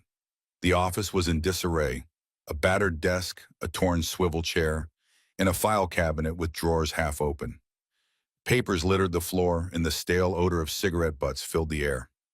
Quietly, they began rifling through documents, snapping photos of anything that looked incriminating. Ledger pages, lists of names, receipts for suspicious cargo shipments. A sudden clank from somewhere in the building made them both freeze, hearts pounding. Footsteps shuffled in the hallway, accompanied by a gruff voice muttering curses. Marcy pressed herself against the wall, hand inching toward her suppressed pistol. T-Rex flicked off the flashlight, enveloping them in near-complete darkness. They listened as the footsteps grew closer, then paused just outside the office door. Marcy held her breath, every muscle tense. She exchanged a glance with T-Rex, both ready to engage if necessary. The door rattled, but whoever was on the other side seemed uninterested in actually entering. After a tense moment, the footsteps retreated, fading back into the corridor. Exhaling silently, Marcy and T-Rex resumed their search. Time was running short. If they were lucky, they could grab what they needed and slip out without any direct confrontation. But every second inside the lion's den increased the risk of discovery and the potential for a life-or-death struggle. Adrenaline surged through Marcy's veins as she yanked open a file drawer and discovered a thick folder labeled Roots and Drops. Inside were papers referencing multiple towns in Southern California, payment ledgers with columns labeled Protection, and cryptic notes about meeting points. Her pulse quickened. This was the smoking gun they needed to link the Diablo Hounds to larger criminal activities. She motioned for T-Rex to take photos. The camera clicked softly in the hush. Outside the office, voices swelled, growing louder. It sounded like more bikers had arrived, possibly finishing up a late run. The tension became suffocating. T-Rex quickly snapped the final photos of the incriminating documents. "We got enough," he whispered, stowing the camera in his bag. Marcy nodded, carefully sliding the folder back into place. The last thing they wanted was to raise suspicion by making it obvious something was missing. A sudden roar of laughter from the main room sent fresh waves of anxiety coursing through them. The corridor leading out of the station seemed far too open for a clean getaway. Glancing at their makeshift entrance, they realized it would be risky to exit the way they came. Someone might notice the pried boards. But time was their enemy. If they lingered, they'd almost certainly be spotted. Exchanging a tense look, they agreed to retrace their steps. T-Rex went first, gently pushing aside the boards. Marcy handed him the gear bag, then followed, cringing at every scrape of wood. Sweat beaded on her forehead, and her heart thrummed in her ears. With painstaking slowness, she clambered out into the cooler night air. Just as she planted both feet on the ground, a shout erupted from somewhere behind them. "Hey, who's out there?" A flashlight beam danced erratically across the station's interior, illuminating the office behind them for a split second. Marcy's stomach lurched. They'd been discovered. If not fully, then at least partially. "Go, go," she hissed, shoving T-Rex ahead. They sprinted across the lot, boots pounding against the cracked pavement. Shouts and curses reverberated behind them, accompanied by the angry rev of a motorcycle engine. Fear ignited in Marcy's chest. If they got caught in the open, they'd be easy targets. She and T-Rex darted around a corner, ducking behind an old rusted fuel tanker. Headlights flared across the darkness, sweeping like angry spotlights in search of them. Adrenaline sharpened Marcy's senses. She could hear every rasp of her breath, feel every racing heartbeat. T-Rex peered around the tanker, then motioned for them to continue. They darted across the open ground, weaving between piles of debris, until they reached the spot where T-Rex's car was concealed. Just as the roaring motorcycles seemed to converge on the station's perimeter, the pair threw themselves into the vehicle. T-Rex turned the key, and the engine sputtered to life. He drove off with headlights still off, merging onto the dark road that led away from the station. Only when they were several miles out did either of them dare to speak. "We've got them," T-Rex breathed, a tense smile breaking across his face. "Those files, it's everything the county sheriff needs."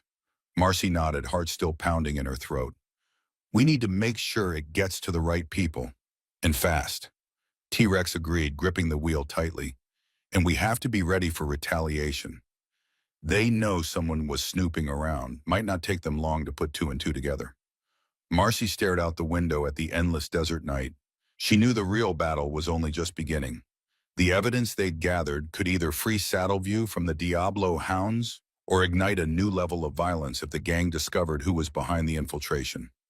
No turning back now, she told herself, a steely resolve settling in her core. With that final narrow escape, Part 2 comes to a close, leaving Marcy and T-Rex on the brink of exposing the Diablo Hounds' criminal network while bracing for the gang's inevitable backlash. In Part 3, the conflict will reach its climax, as Saddleview unites with Marcy to stand against the biker threat, culminating in a decisive showdown that tests the limits of her Delta Force training and the town's resilience. Marcy and Tyrone T-Rex Hayes arrive back in Saddleview just after dawn, adrenaline still coursing through their veins from the infiltration at the abandoned service station. They'd spent the rest of the early morning hours making copies of the incriminating documents and images, ledgers detailing protection fees, lists of gun shipments, and references to dealings with a larger syndicate based out of state. With this evidence in hand, the two met up with Sheriff Thompson at the county line, a small compromise that allowed them some distance from the prying eyes of any biker informants. The sheriff's haggard face betrayed equal parts relief and worry as he flipped through the papers under the dim interior light of his squad car. "Lord above," he muttered, thumbing over a page that listed scheduled deliveries for assault rifles. "I've suspected for a while that these fellas had connections, but I never dreamed it'd run this deep." He looked at Marcy and T-Rex, brows knitted. "You're sure you got these legally?" It was an indirect question, but Marcy caught his meaning. Could any of this be deemed inadmissible if the bikers' lawyers challenged how it was acquired? Marcy chose her words carefully. "We came across them late last night, Let's just say we were in the right place at the right time. The important thing is, it's real. You take this up the chain, you can get a task force down here quick. Sheriff Thompson stroked his graying mustache, tension radiating from him. I'll do what I can, he said slowly, but bureaucracies move like cold molasses. We might not get immediate reinforcements. T-Rex, arms folded, nodded in understanding. We can't just sit on our hands while we wait. They nearly caught us. They know someone's on to them. The sheriff exhaled, the slightest shake in his voice revealing how overwhelmed he felt. Look, I'll make some calls, but if these Diablo hounds suspect you're behind this, they'll come after you hard. I suggest you both stay somewhere safe. Marcy eyed the horizon, the first rays of sunlight glinting off the dusty road. Nowhere is safe if they decide to go on a rampage, she said, her tone resolute.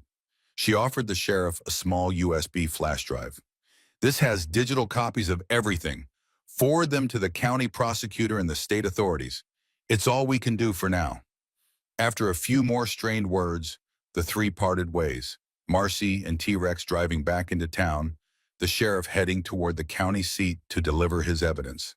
The entire ride was laced with an uneasy anticipation. Having done their part to rally official backup, they now braced for the bikers' next move. Marcy couldn't shake the feeling that the Diablo hounds, cornered by the threat of legal annihilation, would lash out like a wounded animal. The question was, would the gang strike quietly, picking them off one by one? Or would they make a public spectacle to terrify the entire town? In the distance, Saddleview's water tower gleamed under the sun, the words Saddleview painted in fading letters, a stark reminder that this wasn't some foreign battleground. This was home for many, herself included, and the fight to protect it was about to hit a fever pitch. Back in town, an unsettling quiet permeated the streets. It was as though the local residents sensed a storm brewing on the horizon, everyone on edge in anticipation of what the Diablo hounds might do next. Even at Speedy's, which typically saw a steady stream of breakfast-goers, business had slowed to a trickle. Marcy served a couple of coffees and breakfast sandwiches to Hank and a few other regulars, but her mind wasn't on the task. Every time the door chimed, she expected a gang member to stroll in, brandishing a new threat. Sasha arrived for her shift looking pale, dark circles under her eyes. She barely mustered her usual friendly smile before mumbling, "Morning," and heading to the back to tie on her apron. Marcy followed, heart heavy with guilt. She knew she was partly responsible for the growing tension.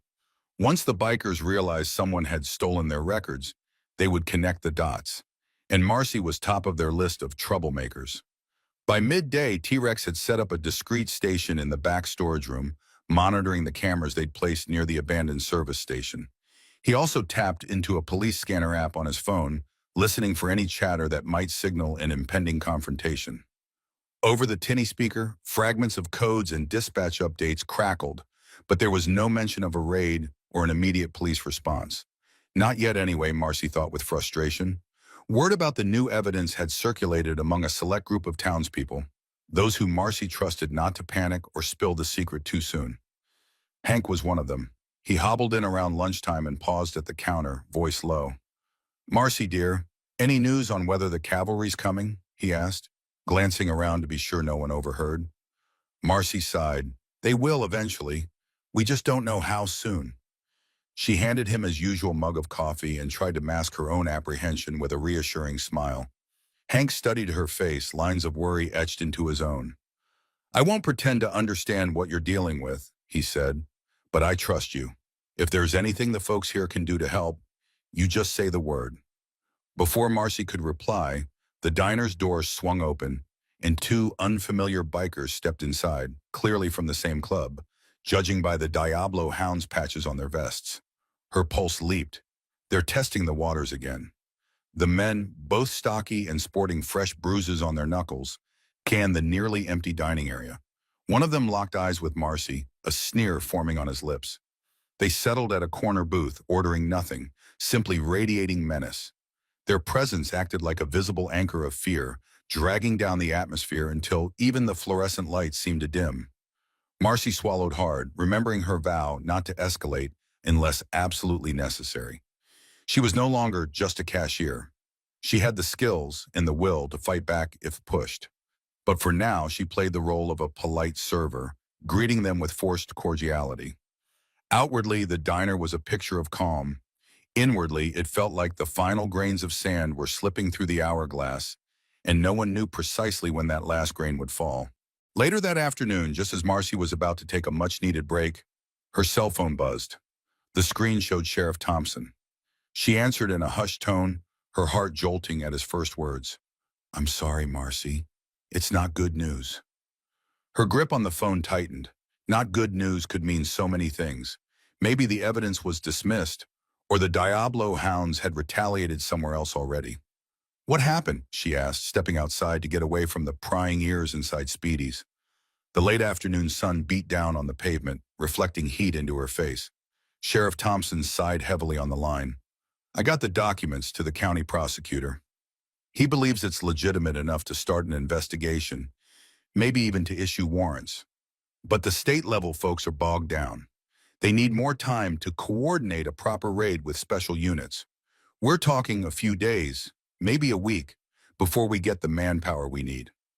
A wave of frustration crashed over Marcy. "A week?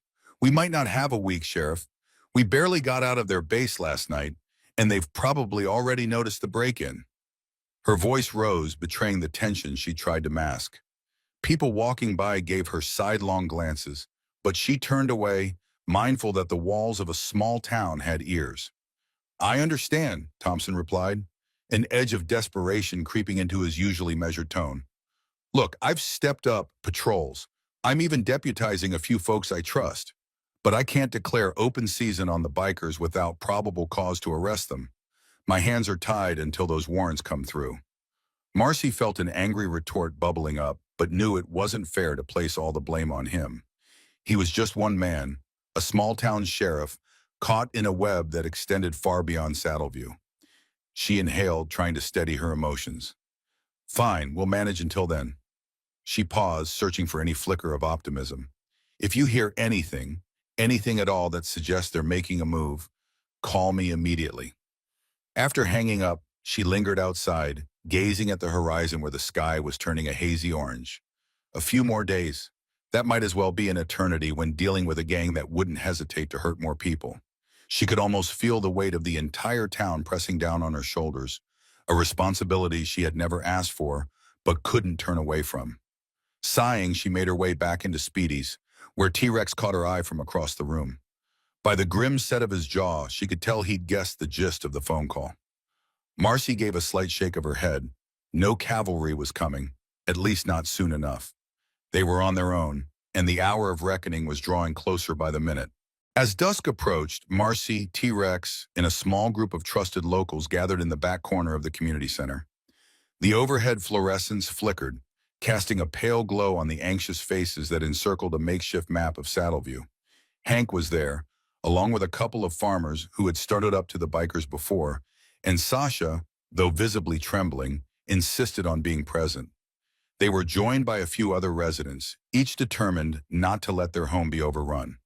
Marcy cleared her throat, stepping forward. She'd never been one for public speaking, but her days in Delta Force had at least taught her to command attention under pressure. "The sheriff is doing what he can," she began, her voice steady but subdued, "but reinforcements might not come for several days. In that time, the Diablo hounds could push harder, extort more businesses, threaten more families. We can't afford to do nothing." A murmur rippled through the crowd. Hank crossed his arms, his gaze darting toward the windows as if expecting a bike engine to rumble past at any second. "What do you propose we do, Marcy?" he asked. "We're not trained fighters." T-Rex stepped in, arms clasped behind his back. "We're not asking you to become soldiers," he said, his voice resonating with calm authority. "But we can organize a form of neighborhood watch. Groups patrolling in shifts, always in pairs or trios, equipped with radios. At the first sign of biker trouble, you call for backup. We'll coordinate from a central point." One of the farmers, a wiry man named Rusty, scratched his chin. "That's all well and good, but what about guns? These guys aren't shy about showing theirs. Are we supposed to fight them with pitchforks?" A murmur of agreement spread, and Sasha looked pale at the very thought. Marcy raised a hand. No one here should attempt a shootout, especially if you're not comfortable with firearms. We want to deter violence, not escalate it. But a show of unity can do wonders. If the bikers realize the entire town is alert, they might hold back until the authorities arrive. She glanced at T-Rex, who gave a slight nod.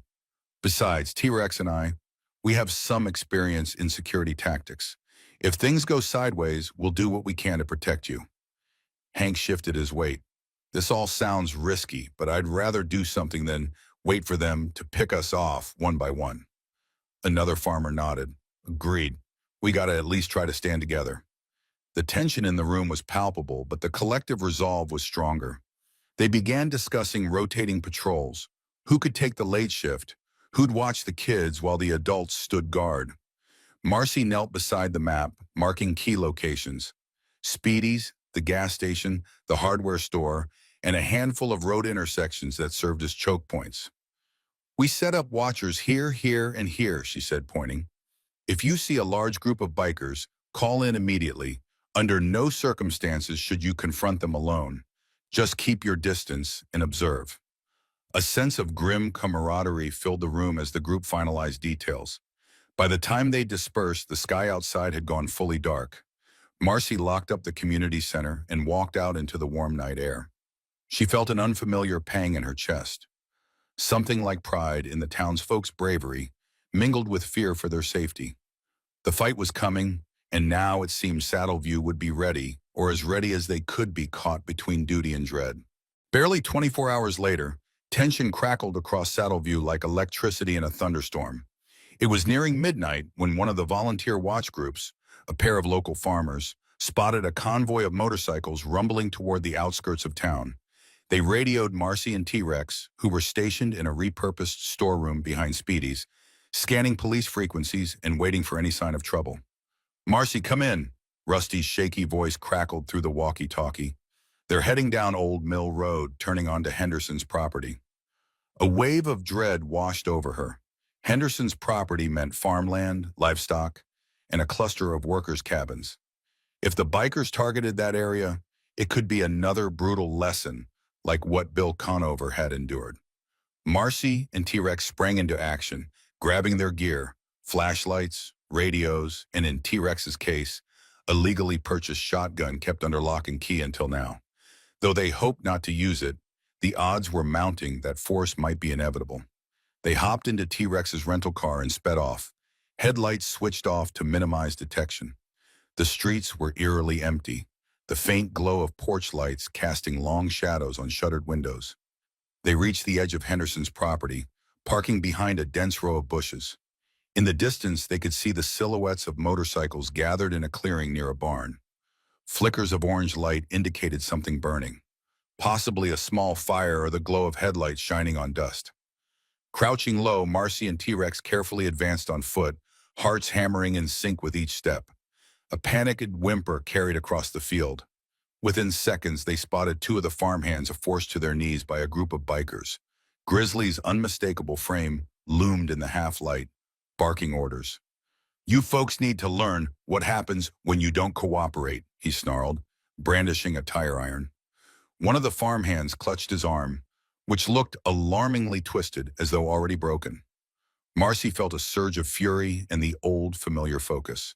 She glanced at T-Rex, who nodded once, silently confirming they might have to intervene directly. But there were at least 8 bikers present, each likely armed. We need backup, she thought, fumbling for her radio to call in the watchers. She pressed the transmit button, whispering, "They're on Henderson's farm, 8 hostiles, 2 hostages. We need help now." Before she could finish, a snapping twig under T-Rex's boot seemed to echo through the night like a gunshot. Multiple heads whipped around, flashlights spearing through the darkness. "Who's there?" someone shouted. The farmhands cowered, eyes darting in terror. Grizzly raised a hand, signaling his men to spread out. Marcy's mind raced. They were outnumbered, but if they waited too long, the farmhands might not survive. With a swift motion, T-Rex brought the shotgun to bear, pumping it once for emphasis. "Let them go," he shouted, stepping into the open. Marcy, heart pounding, circled to flank them, her suppressed pistol at the ready in case negotiations failed. A tense standoff ensued, the bikers leveling their own firearms. The farmhands trembled on the ground. Grizzly glowered, tire iron in hand. "So you're the hero that's been stirring up trouble. I had a feeling you'd show up." Marcy felt sweat trickle down her temple. This was it, the confrontation they'd both dreaded and prepared for. For a moment, no one moved, a silent tableau of imminent violence. T-Rex held the shotgun steady, aiming at the group's center mass without singling out a target. In her peripheral vision, Marcy saw 3 bikers drawing closer, stepping sideways to encircle them. She kept her suppressed pistol in a low-ready position, scanning for any sign that someone was about to open fire. The night air felt suffocating, laden with the reek of dust, motor oil, and raw adrenaline. Grizzly took a slow, menacing step forward, tire iron glinting in the glow of his men's flashlights. "So the rumors were true," he said, voice dripping with contempt. "Our fast food waitress has backup. That explains who broke into our station." A spark of recognition flickered in his gaze as he glanced over at Marcy. "You," he growled, "and that friend of yours. Big mistake." "You want to talk mistakes? Attacking innocent farmhands is at the top of that list," Marcy snapped, her stance firm. She couldn't risk glancing down at the injured worker, but his ragged breathing told her time was short if they wanted to prevent further harm. "Let them go, and we'll all walk away." A guttural laugh escaped one of the bikers. Another chimed in. "You seriously think you can take on 8 of us?" T-Rex answered with a cold calm. "You want to find out?" The tension ratcheted up another notch. Marcy's pulse hammered. She'd been in standoffs before, knew how quickly they could turn lethal with a single twitch of a finger. In the distance, faint headlights appeared on the dusty road leading to the farm. Marcy felt a rush of hope, the local watch group responding to her call. If enough townspeople showed up, even unarmed, they might tip the psychological balance. She just needed to stall Grizzly's group a little longer. Grizzly's hand tightened on the tire iron. "I'm tired of half measures," he muttered to his men. "Waste these 2 and let's show this town what happens when you cross us." A chill rippled down Marcy's spine. She braced herself. Her finger grazed the trigger, the years of Delta Force training screaming for clarity and chaos. Identify the biggest threats, neutralize them swiftly, minimize collateral damage. Just as Grizzly raised the tire iron, a sudden blare of car horns shattered the silence. 3 pickup trucks barreled onto the scene, headlights slicing through the darkness. In the lead truck, Rusty and Hank stood, armed with nothing more than old hunting rifles and the sheer will to defend their community. Another cluster of townspeople followed, fanning out with flashlights in the unwavering stance of those who had reached their breaking point. "Let them go!" Hank's voice boomed, surprising even himself with its resonance. The bikers tensed, clearly not expecting half the town to show up. Grizzly's eyes flicked from the new arrivals to Marcy and T-Rex, calculating the odds. For the first time, Marcy saw genuine uncertainty in the gang leader's posture. She swallowed, trying to keep her own adrenaline in check. One wrong move could still spark a bloodbath, but the bikers no longer held the advantage of intimidation through numbers alone. Grizzly's face twisted in anger as he realized the townspeople were rallying rather than cowering. With a guttural snarl, he swung the tire iron downward, aiming for the farmhand's head, an act of pure malice intended to demonstrate his willingness to shed blood. In a heartbeat, Marcy lunged forward, bringing her pistol hand up to deflect the blow. Metal struck metal, and the tire iron glanced off her suppressor with a resounding clang that sent vibrations shooting up her arm. Pain flared, but her adrenaline muted it to a dull roar. T-Rex fired a warning shot into the air with the shotgun. Boom! Shattering the tense silence and sending the bikers stumbling back. One of them reflexively squeezed his own trigger, discharging a bullet into the ground near Marcy's feet. She dropped into a crouch, scanning the chaos. The farmhands scrambled on hands and knees to get clear, their cries lost amid the yelling and cursing. Hank and the others rushed in from the trucks, forming a hesitant line behind Marcy and T-Rex. None seemed eager to start firing, but their presence alone pushed the bikers to reevaluate. For a second, it looked as though the Diablo hounds might retreat, But then Grizzly spat on the ground. "Take 'em down," he roared, and all hell broke loose. Two bikers bolted toward the barn, presumably to flank the townspeople from the side. Another raised a handgun and fired at T-Rex, who dived behind a tractor. The bullet ricocheted off metal, sending sparks flying. Marcy, heart thundering, steadied her pistol. In a flash of muscle memory, she placed two precise shots into the ground near the armed biker's feet, forcing him to jump back. She had no desire to kill anyone if it could be avoided, but she needed to neutralize threats swiftly. "Center mass if they keep shooting," she reminded herself grimly. The townsfolk, half of them armed with nothing but old rifles or shotguns, fired sporadic warning shots into the air or the ground. The chaotic muzzle flashes lit the night, creating an eerie strobe effect over the farmland. Shouts and yells collided in a cacophony of fear and desperation. The farmhands managed to crawl to safety behind the line of trucks, aided by Rusty, who shot a final warning round overhead, bellowing, "Back off!" Grizzly, caught in the swirl of chaos, advanced again, tire iron raised. This time, Marcy didn't hesitate. She pivoted, hooking his wrist in a textbook disarm maneuver. He was strong. She felt the brute force of his muscled arm resisting. But her technique prevailed. The tire iron clattered to the ground, and she followed through with a palm strike to his sternum.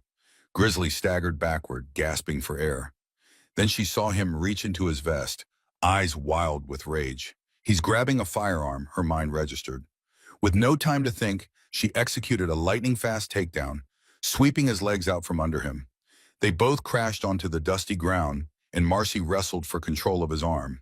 She gritted her teeth, ignoring the pain in her own battered forearm.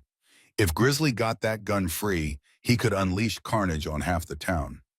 Dimly, she registered T-Rex shouting commands to the other bikers, forcing them to drop their weapons or face lethal force.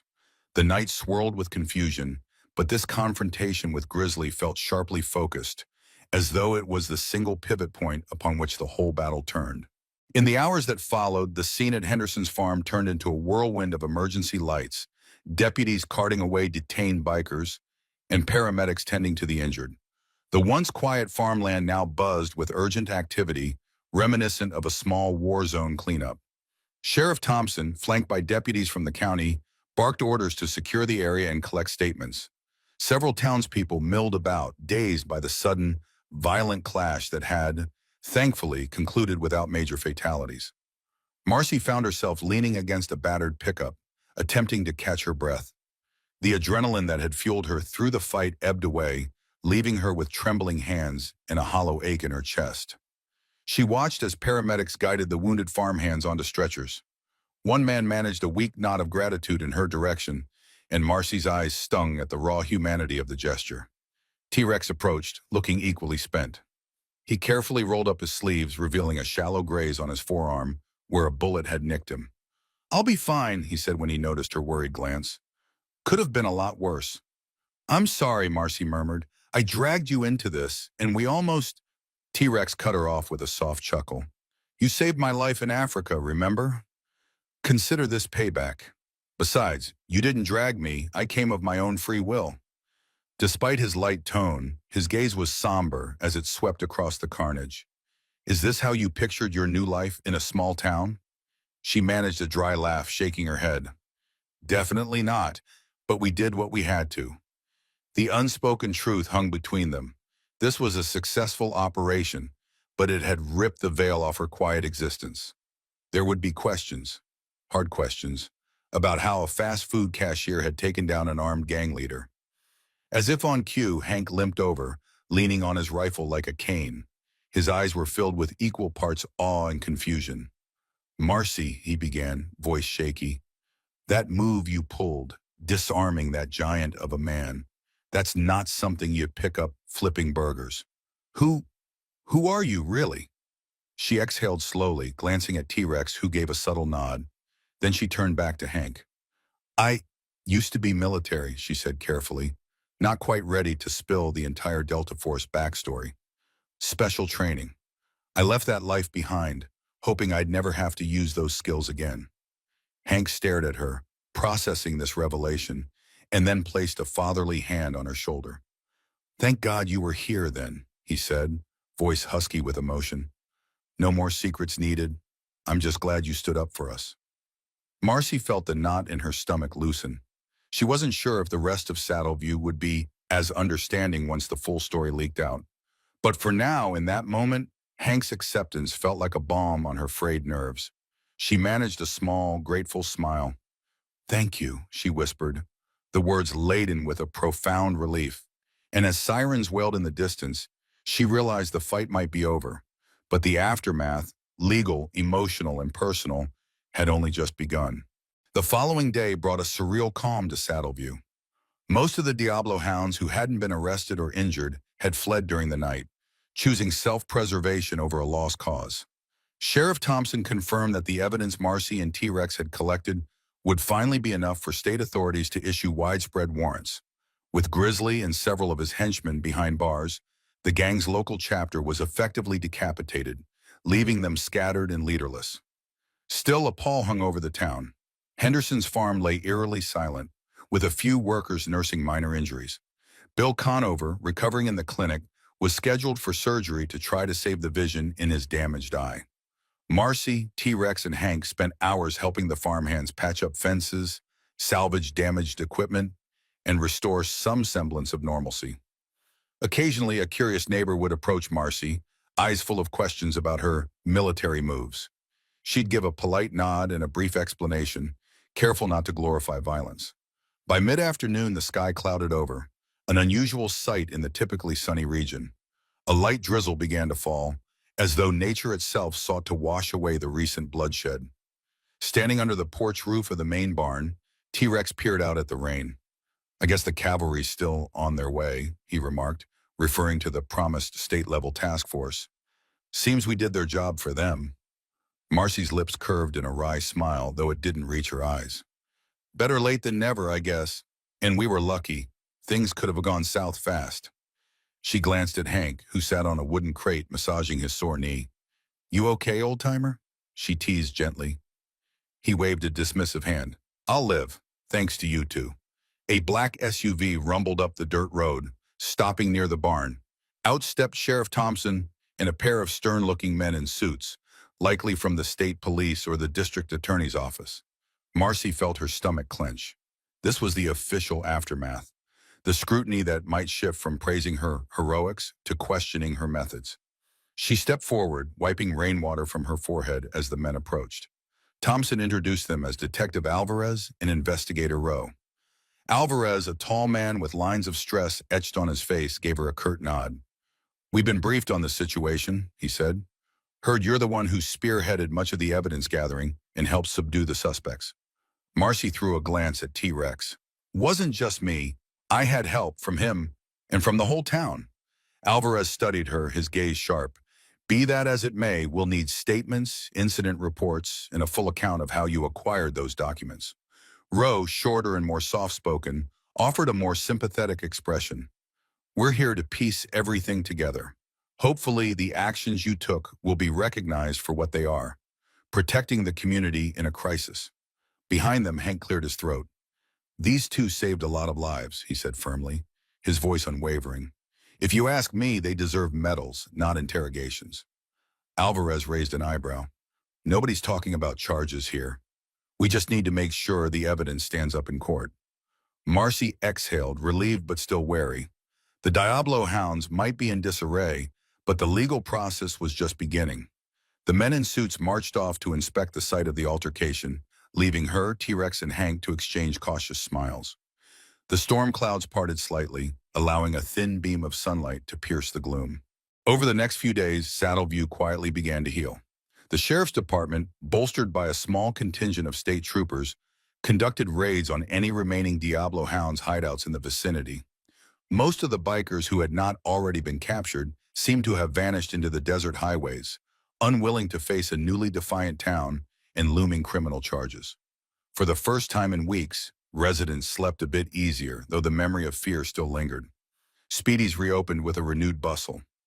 Locals who had previously stayed away due to the bikers' presence now streamed in, seeking a normal routine, and perhaps to catch a glimpse of Marcy, the woman whose story had spread in whispered rumors.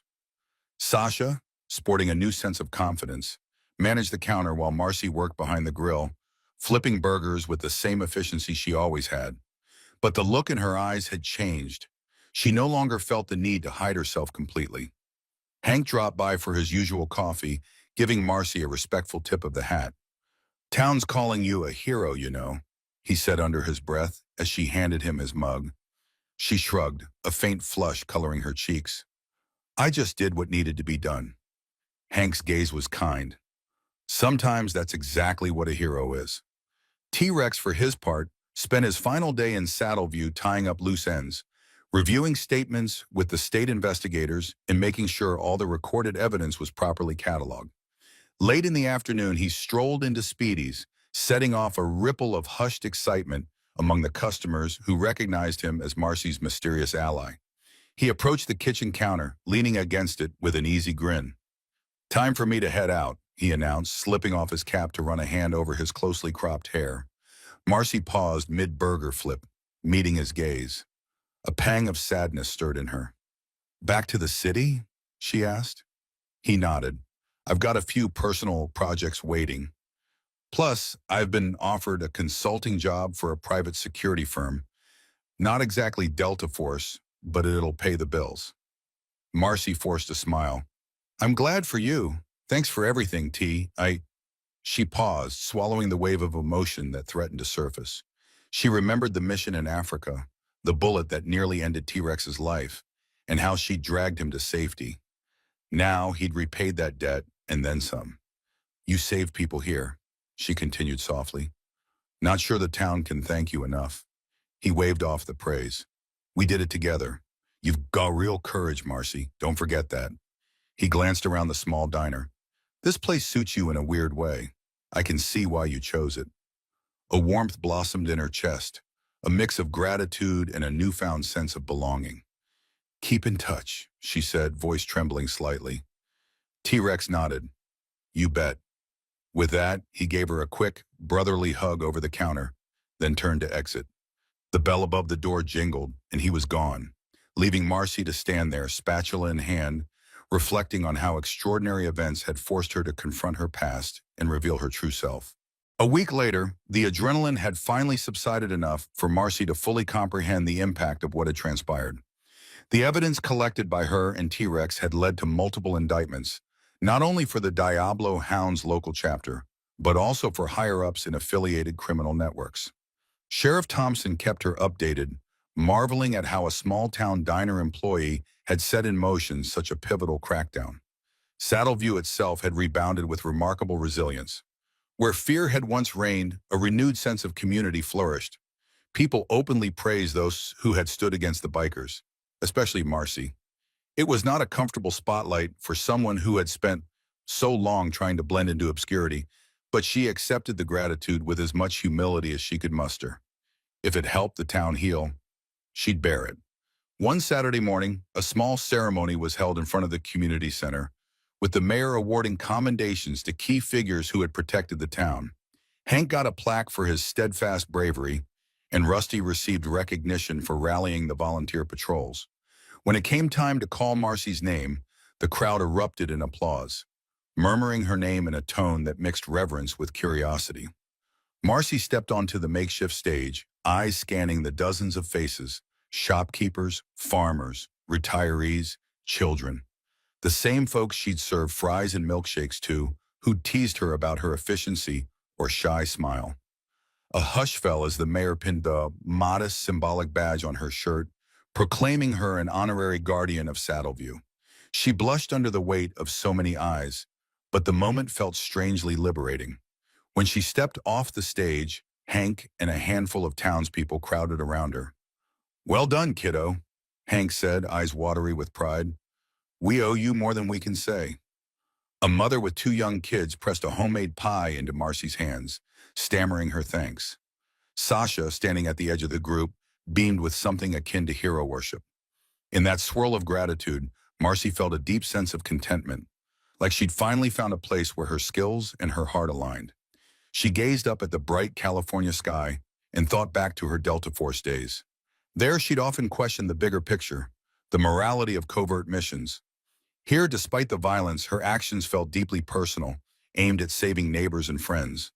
As the crowd dispersed, Marcy lingered by the steps of the community center, the pie still cradled in her arms. Sheriff Thompson approached, tipping his hat in an old-fashioned gesture. "We're lucky you chose to settle here," he said, "and lucky you didn't hesitate to do what was necessary." She looked down at the symbolic badge pinned to her shirt and smiled. "I guess I'm not just a burger flipper after all," she joked. Thompson chuckled. "Don't think anyone will ever look at you that way again, but if you ever need a job with the department." He left the offer hanging. Marcy laughed softly, giving him a playful push on the shoulder. For now, she was content to remain at Speedy's, at least until life took another unexpected turn. In the weeks that followed, life in Saddleview gradually settled back into a rhythm that felt almost like the old norm. The hardware store reopened with a small fanfare, the local farmers returned to their routines, and children played in the park without the shadow of biker threats looming overhead. With most members of the Diablo Hounds either arrested, injured, or fled, the town breathed easier. Still, a subtle shift had taken hold. People checked in on each other more often, locked their doors at night, and greeted one another with a renewed sense of community. Speedy's experienced a mini-boom of curious out-of-towners. Some had heard wild stories about the brave fast food warrior who had defended the town. Journalists occasionally poked around, hoping to snag an interview, but Marcy politely deflected them. She had no interest in sensationalizing the ordeal. A quiet life was still her aspiration, though she now accepted that she might never again be entirely anonymous. Sasha confided one evening after closing that she was finally saving enough for community college. "Seeing you stand up to those guys, it made me realize I've been holding myself back," she said, wiping the counter with renewed vigor. "I used to think everything was too dangerous or too hard, but you proved we can face anything if we try." Marcy smiled, genuinely touched. It seemed her unwelcome heroics had at least inspired someone to chase their ambitions without fear. "I'm proud of you," she replied, setting down a tray of utensils. "Keep that fire. It'll take you far." Late one night, she made her way back to her apartment, an apartment that now felt more like home than ever before. Instead of the gnawing paranoia she once carried, she felt a sense of cautious optimism. The black duffel bag, still stashed in the closet, remained a reminder of her skills and her past. But she no longer felt haunted by it. If anything, it was comforting to know she could protect herself and her neighbors should danger come knocking again. Sinking onto her couch, she allowed herself a rare moment of reflection. Delta Force. She had served her country in covert missions across the globe, and now she was quietly serving fast food in a small Californian town. Yet the impact she'd had here was arguably more profound than any classified operation. Here she could see the tangible results. Safer streets, grateful faces, a community learning to stand together. She inhaled slowly, letting the quiet night wash over her. Tomorrow she'd wake early, jog through the dusty roads, and open up Speedy's just as usual. She'd greet customers by name, give kids extra napkins, and maybe share a smile with those who saw her as more than a cashier. And that was okay. The contrast between her unassuming day job and her hidden capabilities no longer felt like a burden. It felt like a balanced acceptance of who she was. A month after the climactic showdown, a new sense of peace defined Saddleview's days and nights. The county sheriff's office officially commended Marcy for her role in bringing down the Diablo Hounds, naming her actions instrumental in the subsequent arrests and prosecutions. Local news outlets ran stories praising the everyday hero, though Marcy mostly avoided the spotlight. She kept flipping burgers, pouring coffee, and joking with Hank about his next fishing trip. Every so often, she'd catch the glint of a new deputy's patrol car passing by Speedy's, a sign that law enforcement presence was now stronger in the area. It made the townspeople feel safer, and it lifted a heavy weight off Marcy's shoulders. She no longer felt the need to keep one eye on the door at all times, though old habits die hard. Even now, she'd occasionally scan the street outside, just to be sure no stray biker was lying in wait. One crisp morning, she was refilling the salt shakers by the window when she spotted a dusty sedan pull into the lot. Her pulse quickened at first, memories of T-Rex's rental car. But when the door opened, out stepped a young military veteran in fatigues. He looked around uncertainly, as if searching for something. Recognizing the telltale posture of someone recently transitioned out of service, Marcy felt a pang of sympathy. He entered, a timid smile on his face, and approached the counter to ask for directions to the nearest VA clinic. As Marcy helped him out, she couldn't help but think of her own journey, how she'd arrived here, burdened with secrets and seeking refuge. Now she was handing out advice and comfort like it was second nature. Life has a way of coming full circle, she mused. That evening, after closing up, Marcy stepped outside to find the sky painted in vivid oranges and pinks, the last rays of sun dipping behind the rolling hills. She locked the door to Speedy's and turned to see Hank waiting by the curb, leaning on his cane. "Walk you home?" he offered. She smiled, touched by the gesture, even though she could handle herself. "Sure." They strolled the quiet streets, passing by shops that were shutting down for the night. Wind rustled through the sparse trees, carrying the faint scent of desert air. In the distance, a couple of teenagers skateboarded under a street lamp. No fear, no looming threat, just kids being kids. It was a sight that warmed her heart. After a few blocks, they reached her apartment building. She paused by the gate. Hank cleared his throat. "So how long do you think you'll stay in Saddleview?" Marcy glanced around at the modest yet comforting surroundings. "For as long as it feels right," she answered. "And right now, it feels pretty good." Hank nodded, satisfied. "Well, we're glad to have you." With that, he bid her goodnight. She headed inside, climbing the short flight of stairs to her apartment door. Once inside, she flicked on the light, greeting the familiar hush of her small sanctuary. She might still be a mystery to some, an ex-soldier turned fast food worker, a hero who insisted she was just doing her job. But here in Saddleview, she had found a place where her skills, her history, and her desire for peace could coexist. And that, she realized as she locked the door behind her, was all she'd ever really wanted. Looking back, it's awe-inspiring how our unassuming heroine transformed a quiet California town into a symbol of unity and resilience.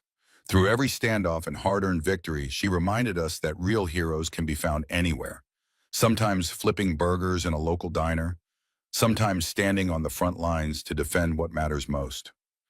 People who once felt powerless discovered their own strength, forming bonds that will endure long after the last biker engine fades into the desert night. This story ends on a hopeful note, proving that courage, teamwork, and unwavering determination can prevail even against formidable odds. We'd love to hear your thoughts. What moment struck you the most? Do you think the community's bravery was the key to their success? Share your opinions in the comments, and let's keep this conversation alive. And as always, thank you for listening and supporting our channel.